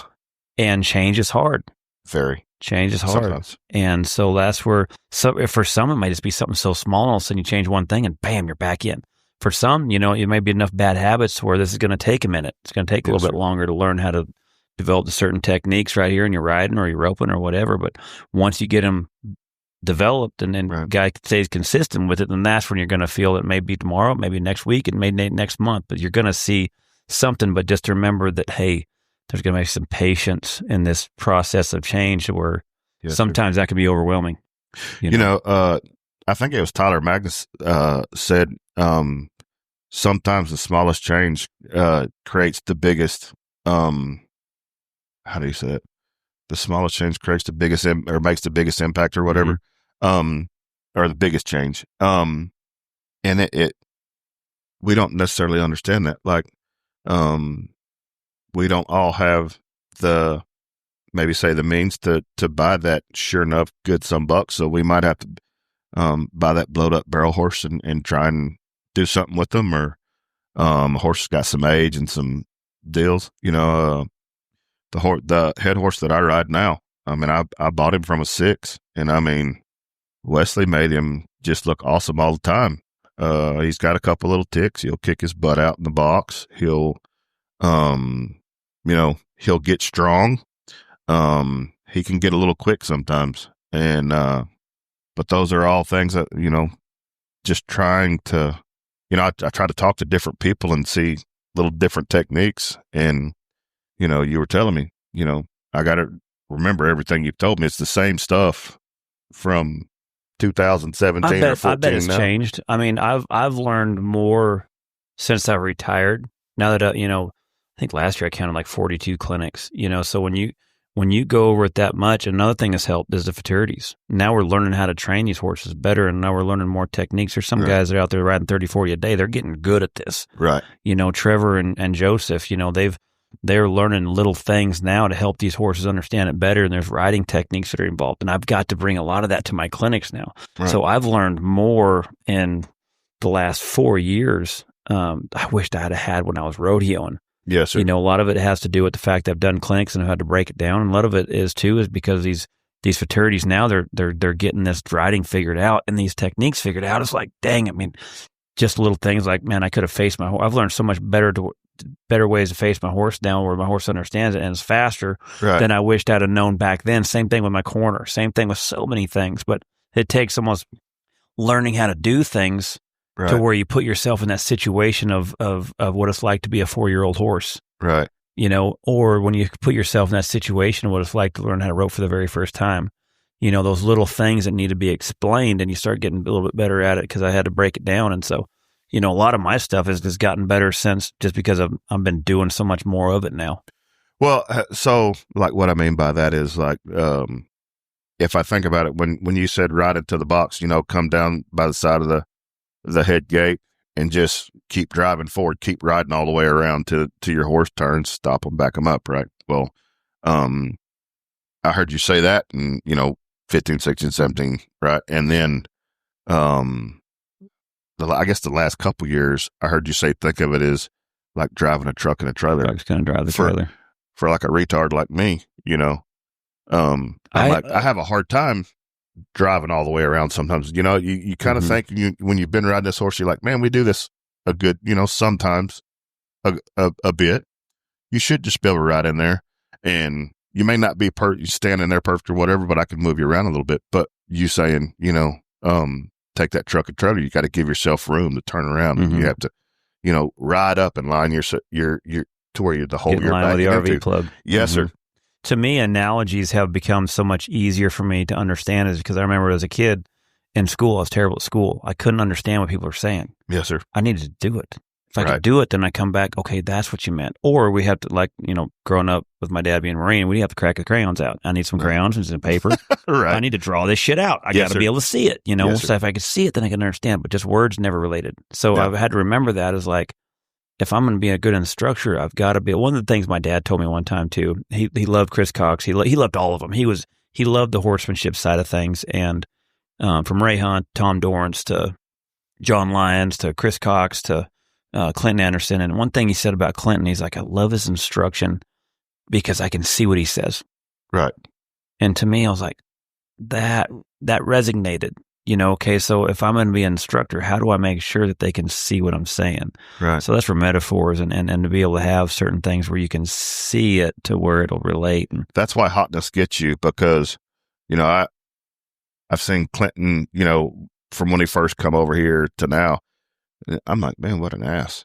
That guy don't care who you're riding a piece of shit. Get out of here. You have to respect that about him, because he's going to tell you the truth. But there's a way to say that. Yeah. You know what I mean? For sure. But you can do that to some guys, and other people, like you're talking about, got to be that sheep and show them the love with that. And I think the lion part, you ping it all the time, the sheep part, Trey does a really good job of showing everybody love. Well, Trey's been such a huge part of this. That's the guy that I think traded this clinic that we were having, to where it was more than a clinic. People were getting baptized. People were giving their life to Christ. Last year it was 6? Mm-hmm. You remember? Probably it might have been my first clinic. That jouster that came over here didn't have a rope horse or nothing. Trey lent him his horse. He'd never roped ever before. He just hey, that'll be different. It's cool. It's with a horse. I can ride a horse. Trey gave him that black horse to ride, and that dude struggled through the clinic. But the last day, the last steer ran in this pen here at your house. Header caught for him, and the header was pretty green. Turned the steer, and I don't know the name of that horse. I can't remember. I forget what his name is, but I mean, just old trusty sunbuck. Man, he just goes exactly, just hips up on that steer, and that dude goes around there and ropes 2 feet and dallies. I don't know that I've ever heard someone scream so loud in all my life as I heard Trey that day. Yeah. One thing that I can say about Trey, not only is he a strong believer and a great man, but there is nobody in the arena happier for us than that guy at the time of something done, especially a first time catch, whatever. He shows you the love on it. It's one of the greatest men I've ever met. Yeah. I always give you guys so much credit for the warriors that you guys are. And Trey's a warrior in a different way. When that man goes to Africa to go and take on demons, yes, sir, and to take on witchcraft and sorcery, and to do it with love, and the fact that he's going to a village and helping a village have running water. Yes, sir. It's one thing to make this country your neighborhood, your community, which is all good. There's not one's, we need all of it. Everyone's in a certain place in their relationship with Jesus. Yes. But where that guy's at, where he's going to other countries and places where they're beheading Christians. Yes, sir. And stares at the face of death and is not one damn bit scared. That's a warrior. Yes, sir. And that man goes over there and he's willing to die for his faith. You see that. You see Charlie Kirk. You see what man right there is willing to die for his faith. There's warriors in battle and there's warriors in other kinds of battles as well. And I think as men and as lions, you respect that. Yes, sir. Speaking of Charlie Kirk, man, I don't know why he's so hated, because he gave everybody an opportunity to say whatever they wanted to say. I mean, the devil comes to steal, kill, and destroy. Yes, sir, he does. And he always, in my opinion, I'm a peon, so you can take it with a grain of salt or whatever, but he never had a mean bone in his body. Neither did Jesus, and look what they did to him. Yes, sir. Yes, sir. I would say you could not come to this clinic, this roping, this anything, and someone just say, "Oh, Charlie, you're a POS." We'd be taking turns. Dude's gonna have a bad day. You know what I mean? I just believe that. I also, you're right. There's all types of warriors in this world, and if you're a believer, there's millions of ways to be a warrior for the Lord. You can be a prayer warrior. And what you guys need to understand too is that you guys are also fighting our battles as well. You know, I mean, there's warriors in different ways, and you guys have done God's work. You have kept this country, where we serve, one God, and the fact that we wouldn't be here without you guys, and to me, that's where I think Trey's done a good job of understanding that the guy should be proud of what he's accomplished, even though I know sometimes it's hard because, sometimes when a guy's battling when he comes home, man, it's hard.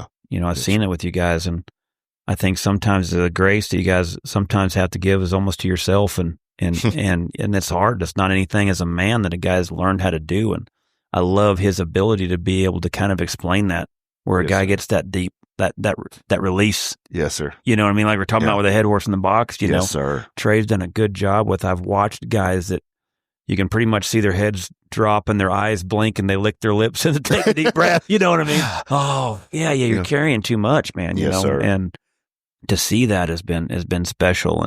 And like I said, we couldn't have got this far without him. He's been a big part of this whole organization. We talk about the team that we have, man. Yes, sir. It's pretty badass, and he's been a pretty special one.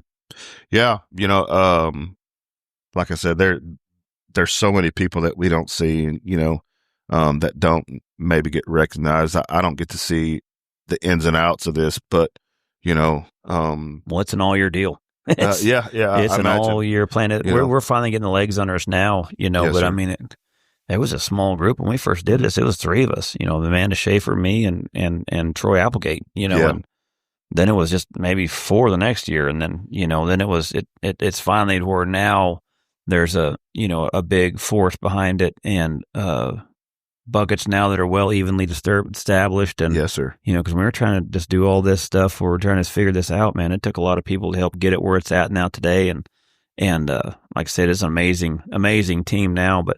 One of the cool things too is just thinking about just how much the Western industry gets behind things, and I remember that one time when your horse went down, if I remember right, something happened to your horse, and I remember Chelsea with the Team Roping Journal reached out. Yes. And there was, I believe, a lady, and she said that she wanted that horse to go to a veteran. Well, so she was an avid team roper, and she was from the Houston area, but she was an avid team roper, and she had a couple horses. One was a Sure Enough season heel horse, and she had started having some really bad knee issues. She had to have both her knees replaced, and then she got cancer. And she read about the school, I guess, in the Team Roping Journal, and so she reached out trying to get a hold of you. I think is how it worked. And I can remember it was me. Sean, Mike, and you were all talking one day, and you said basically you guys figured out. Okay, so we said whoever's closest, go pick up the horse, see if it fits your program. If not, we'll place the horse somewhere. And but those guys were working. I had the benefit of being, at home. And I got the lady's number and called her. Very nice lady. Her family was, deep roots in the military. And, I couldn't remember exactly what it was, but yep. She said, I guess I talked to her for about 2.5 hours and all I could say was, yes, ma'am. I mean, when she was talking, she was a very commanding woman. It was really cool. And she goes, talking to you this long, I feel safe enough to bring my horse to you. And I said, ma'am, I have no problem. Where are you at? And she goes, we're down around Houston. And I said, ma'am, I'll drop down there. You're already trying to give back to us. And I speak for all of us. We're grateful. Thank you, ma'am. She goes, well, I'm saying he's your horse. And I said, but I had the whole conversation that we all had in mind. We'll try and figure it out. Well, I rode him at the clinic that year, and the horse was a lot smarter than me, and he knew what he was doing. And I think you told me about 1,000 times I needed to trust the horse. And there was guys there saying, man, that is a really nice horse. And, I think one of the first compliments I got on that horse was Dre Sanchez came up to me and said, can I buy that horse? Or what do you want for that horse? And I'm like, if Dre wants him, there's something special to him. I'm going to figure this out. And, man, he's been a great horse. That change sometimes that we talked about can be. Yes, sir. It was awesome. He was a great horse. I started jackpotting on him a little bit and winning a little bit. And, he went down, and so I got him back and I said, you know what, dude, you have done more for me than I ever have. You've got a place to stay forever.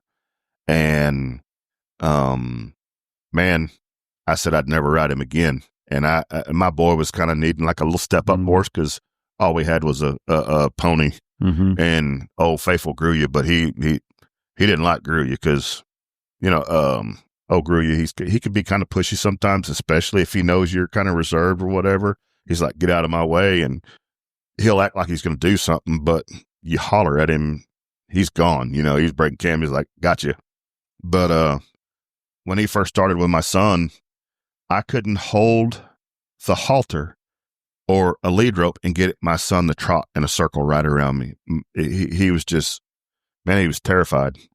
And no matter how much I hollered at my boy or my boy hollered at me, like him not wanting to do it and stuff, that horse never took a crazy step. And we finally got past that. And my son wanted to just try for the first time to ride in an open arena by himself. And he wanted me to set the barrels up for him and stuff.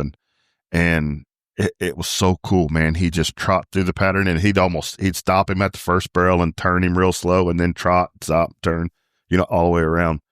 And he looked at me and he goes, I'm getting good, huh, Dad? And I'm like, yeah, you are, bud. And he goes, can I go fast? And I was like, well, hell yeah, you can, dude. I'm going to record it. And from that day, it took me probably 3 months for us to get to the trot. And from that day forward, I've been like, hey, we don't run our horse just to run them. We're not going to just lope around everywhere because it's faster than slow. We don't do that. Look, we don't know how long we have this guy. We need to love him like you love mom and show him appreciation. And, he had that big old long mane and tail, and, man, that boy, they have a special bond. That's cool. Special bond.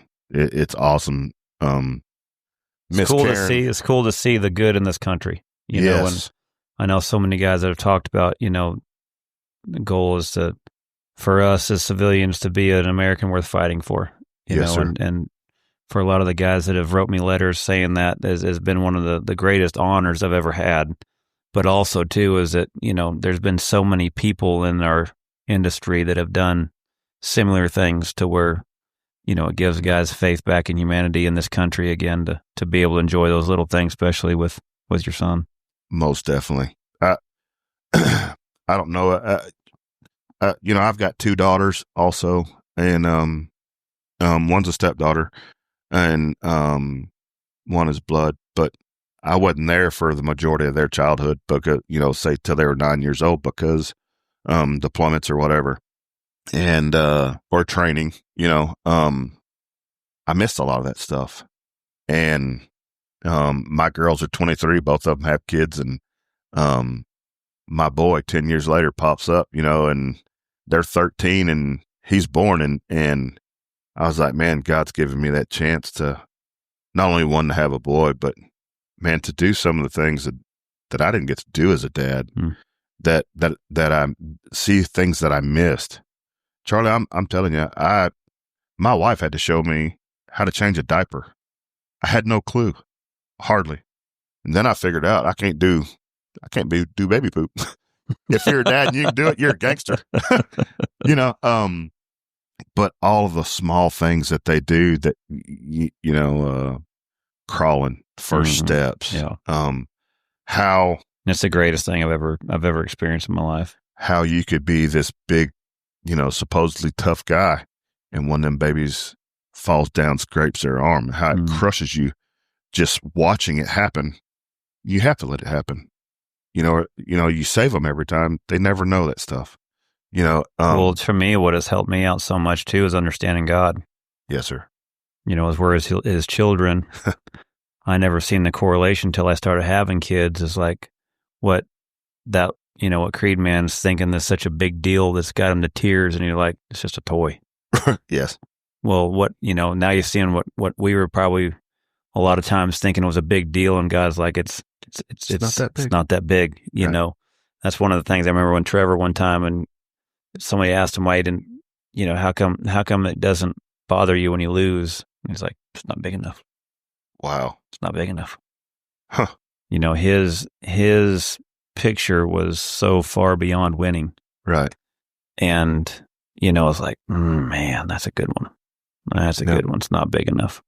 You think about when we're kids, and I don't know, it's helped me so much understand a lot more about, God when we're down here getting hurt, and He doesn't want us to get hurt. No different. We want our kids to get hurt, and and so it's helped me understand a lot more, and and I mean I enjoyed rodeo and I loved it, man. 10 NFRs was one of the coolest things I've ever experienced, and none of it comes close to my kids, man.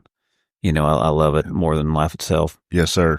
And I'm gonna tell you. So when we first started coming to this deal, and you were making the NFR pretty steady, man. I'm gonna tell you, my house was pretty loud, especially team roping. Come on, shut up! And then all of a sudden it got loud, And I remember one year you gave up 2 of your contestant jackets, and for the auction. You remember that? Mm-hmm.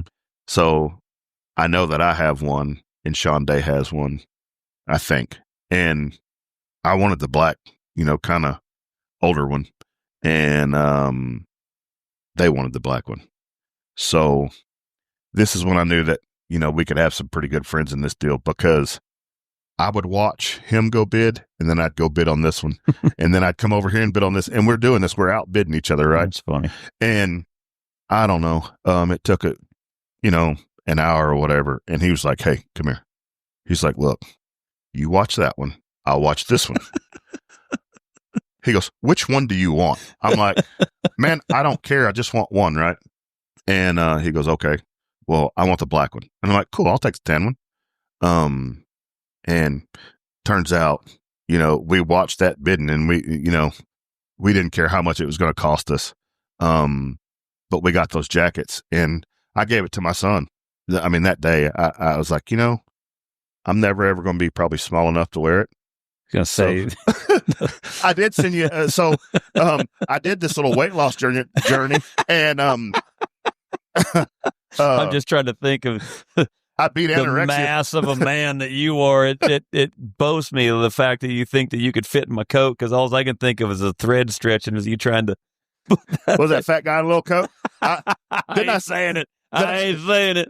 You better not. This is a small room, Charlie. You're going to stick Joe on me. That's right. Yeah, there's no rope in here. So I have no doubt you catch me, but that's awesome. I'm not going to leg this one, Charlie. I'm sorry. I love it. I love it. And some of the stories that you get to hear from this, it's got to be really cool, huh? 100%, man. So, J. Rod. Oh, Draw Pot? Oh, Draw Pot. Man. Great dude. Oh, yeah. And he's funny, really quiet, but funny. And man, we were all sitting around the campfire that night, and he was like, so, can I ask you a question? And you're like, yeah, what's up, man? And he said, I know y'all rope all year to get there, but do y'all draw partners when you get there and everybody's spitting beer everywhere? You're looking at him like we're kind of looking at you like, what are you talking about, dude? You know, but it was so funny. Everybody laughed about it. And Jared's there like, no, for real, I'm serious. And then it gets really quiet because you're like, man, I just made this, you know, did I make him feel bad about that, you know? And it's great now. He's got a great nickname. Him and Hotness. Said no, we just enter and they just draw us apart. I said it's the world's biggest jackpot, or the world's biggest draw pot. And he goes, no shit. And I think that's when Hotness grabbed his hat and just whipped him over the head. And the next morning, drop on, and it stuck. It was hilarious. Those first couple years, I remember some of the little campfire stories, but I remember like waking up, going and feeding my horse and going, man, I'd kill somebody if they left my place like that overnight. And then I'd see a couple other guys, they're looking around like going, man, this is really screwy. And so everybody's out there doing a little police call, you know, trying to get stuff picked up. And you walk out and you're going, they're actually picking up a little bit of stuff. Maybe it's not a bad idea. Maybe they are better than what we think. Hello, everyone. I'd like to share something with you that I'm very proud of. As a clinician, my goal has always been to give you the tools to get better, and that's exactly what I had in mind when I built my online course, The Basics of Roping. I've got over 2 hours of instruction, everything from a frame-to-frame breakdown of the swing to dummy drills that'll get you ready for just about anything in the arena, plus tips on rope selection and care. Think of it like a clinic you can carry with you. You can pull it up anytime, anywhere, right from your phone or computer. Just head on over to charliecrawford.training, click on the course tab, and get signed up. Let's keep leveling up wherever you are. I remember my wife. My wife says, man, how cool is it? How cool is it when a group of guys can come and feel at home like that? You know, she's like, how cool is that? You know, or some wives is like, right. Hey, man, you kind of getting like, no, I'm like, she was like, how cool is it that like a guy gets a chance to be able to enjoy and have fun and like cut it up and go rope. And, you know, she would kind of be like, I mean, she'd come out there and rope with us. Yeah. But like, she was like, these guys love you. Like, it's so cool. Like, how cool is it like to have, you know, a group of guys that even though that you didn't go to battle with them, you almost feel like your brothers in another way, you know, and it was cool. Like she was somebody that seen that just from when we just go cut it up and enjoy each other around the campfire, you know, and it was cool. I mean, I remember just that picture there when I won the round. I forgot it was one of the guys that was at the roping school. And I remember seeing him and that I was like, wow. Yeah. So that was pretty cool. I couldn't remember. I just remember seeing him at the roping and the clinic that we had in the military. I think it was the first year we had that jackpot. And I remember there was a guy in the crowd and I seen him and I saluted him and it was cool that they got that picture. But that is awesome. Yeah. I'll tell you what, this is a cool little place in here, man. And I look around and some of the accomplishments you've done, you know, I see all kinds of American hero celebration stuff. And then like, you know, you go to stretch and this is all really cool stuff. And then I go to stretch and then there's see Jackie's stuff. And it's like, man, y'all need a little more space, you know, maybe. Well, hers for sure. My greatest accomplishments are over there, man. That's some of the coolest stuff with all the challenge that coins. That is awesome. Yes, sir. That everyone's given me and stuff throughout the years. And, you know, those are ones that are pretty special. You know, that means to me, it means, you know, someone cares about you. Well, and then you know, I think God put us down here for a reason. So to be able to, you know, think that a guy's done good with what I've done roping, that's a pretty special trophy Yes, sir. Big John Drew made me that one. That those challenge coins, that case right there, he made that for me. That's awesome. Yeah, so it's pretty cool. But man, I appreciate you coming on, brother. Man, thank you so Dang, much. good seeing you. I could do this stuff all day, man. It's fun. I was extremely nervous. She ain't nothing to it. Man, well, my wife just said, "Don't embarrass me." So my wife says that every day. Maybe I should have wrote with her at the clinic, and I might have won something. But I can remember the first time I ever roped 2 feet in this arena was behind her. That's awesome. I do remember that. That's pretty cool. And I was like, and she had that buckskin horse, I guess, or maybe he's a dun. He's a big old thick sucker. I don't know if he was a team roping horse or a calf horse. I don't know, but I can remember. We came out and I could see him there in the warm up pen, just on the hot walker. I mean, and I was like, man, Charlie, you're one lucky dude, man. And she walked out there and grabbed him, went and saddled him up. And I'm like, okay. And then just to watch him work, man. And, you see some of the girls, the upper numbered girls, like Whitney DeSalvo. I met her in Glen Rose. What a cool person. Yeah. She's cool. She's funny.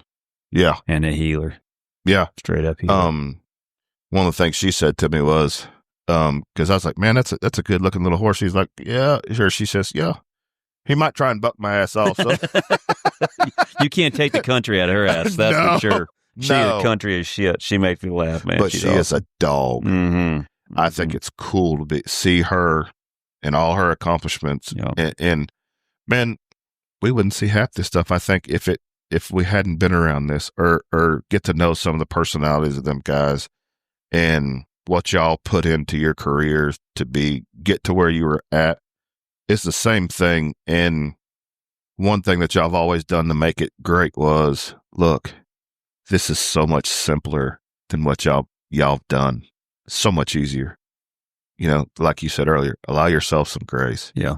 And I think one of the things too, this helps so much too, is that a lot of you guys kind of come for the military guys, come to the clinic on the first day. I've seen you there where I've seen a lot of guys because remember, when they saw them in them first couple hours where it's a little difficult when you come to the clinic, there's guys coming now, they're coming from states all over the place, so a lot of these guys, they don't know anybody. That's where Hotness, that was his biggest story. It was like, man, I'm driving down here and I don't know anybody. Yes, sir. And so it can be a little bit, I guess I don't know if I call it nerve wracking, but I think it'd be a little bit, overwhelming in the fact of, when a guy's there, especially you look up at his NRS and, it's like Toys R Us for some guys, knowing what's up, up there in that, that's roper supply up there. But when you guys show up, man, you can just see it's like, when you help them, when they're understanding, like, hey man, we've all been here, man. I see guys relax so much sooner now than when it was just me out there in my arena. Yes, sir. It's been pretty cool where you guys come and support the guys and help them with that first clinic. Man, ever since every year it's grown. Only God can explain how it's happened. No lie. I've tried every year that since it's been here, there in Decatur, like I've wanted to volunteer. I call Kip every year, like, hey, I want to be behind the scenes. I don't want anyone to know that I'm doing this. I just want to help. Can you help me hang banners? Yes, sir. I don't care. Man, everybody's asleep, John. Go to sleep. You're my ride or die, dude. I'm here for you. I appreciate you. And I don't say that just for, appreciation or thanks or, any of that stuff. I wanted to do that. Still do. I told Kip, I was like, you still need help? Yep. Be there. And I enjoy it. Yeah. I do. It's cool where you guys understand y'all are a part of it. This is for you guys. So yes, sir. It's pretty badass. Well, for a lot of guys wanting to get involved, get on Liberty Loyalty Foundation, the website. There's ways you can sponsor. There's ways you can donate.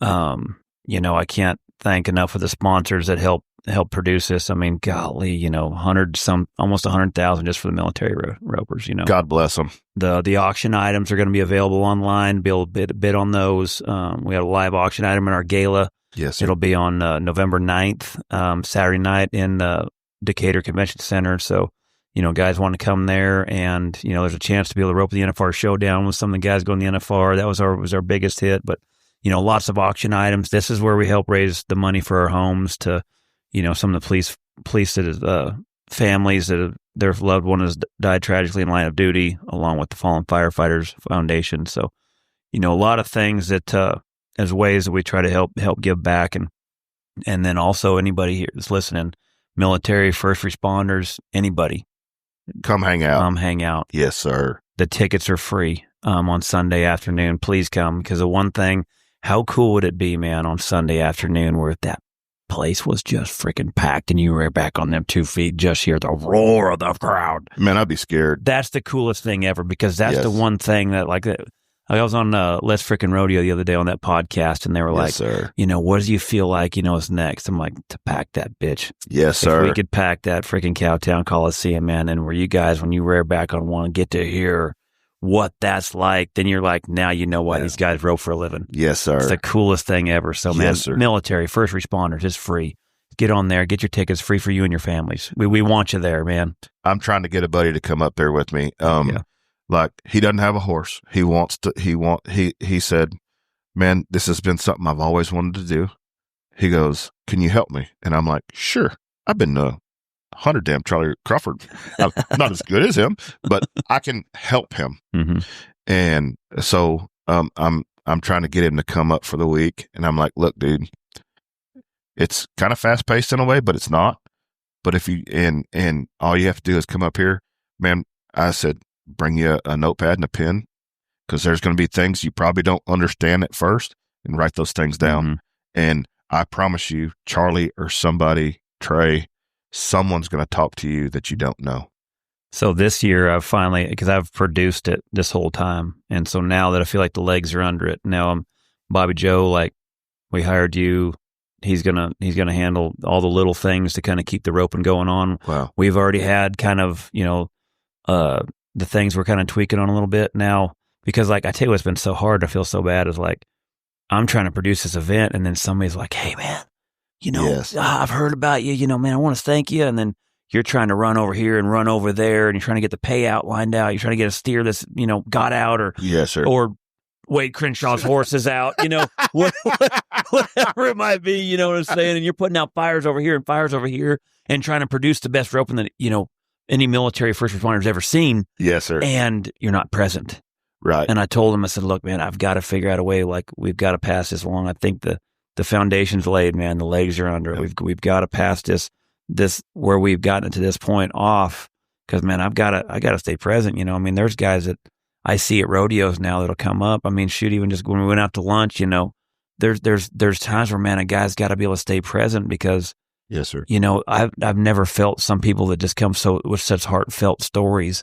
Yes, sir. And truly come with love in their heart. And I'm like, man, I got to get back to you, because I got to steer out, or, whatever. And, like, yes, sir. You got a flagger right there. It needs another horse, or, they're trying to get the payout. And it's like, I've got to get away from that enough to where now, like, I can be present, so I can hear, everyone's story, or just being able to, because the last thing I ever want is for anyone to think I was disrespectful in the fact that I had to run, right, by not being able to have time to listen. And, like, that's got to change. So this year it's passed off. My goal is, man, to be present and be able to talk to everybody there and thank them for coming, and thank them for what they've done.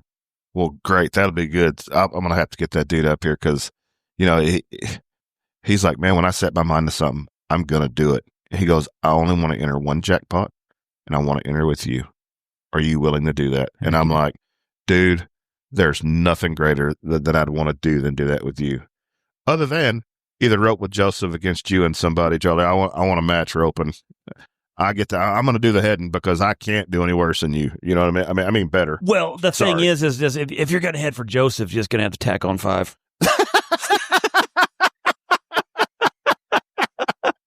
I get to pick your healer. That's awesome. I'll take a Wild Wade. Yeah. I'll give you a Wild Wade. Nice. So it'd be 2 amateurs, 2 pros. That's right. Let's see how it does. It'd be fun as hell. Oh yeah. Hell yeah. And all the shit talking on top of it. Mm-hmm. And 100%. I truly love you, Charlie. Man, I really appreciate the fact that of all the people you could have had, you had me, man. I appreciate it. Heck yeah, man. I'm glad to have you on, man. Yes, sir. Appreciate You're doing your time. big things. I appreciate it, man. Love you, brother. Yes, sir. Love you, man.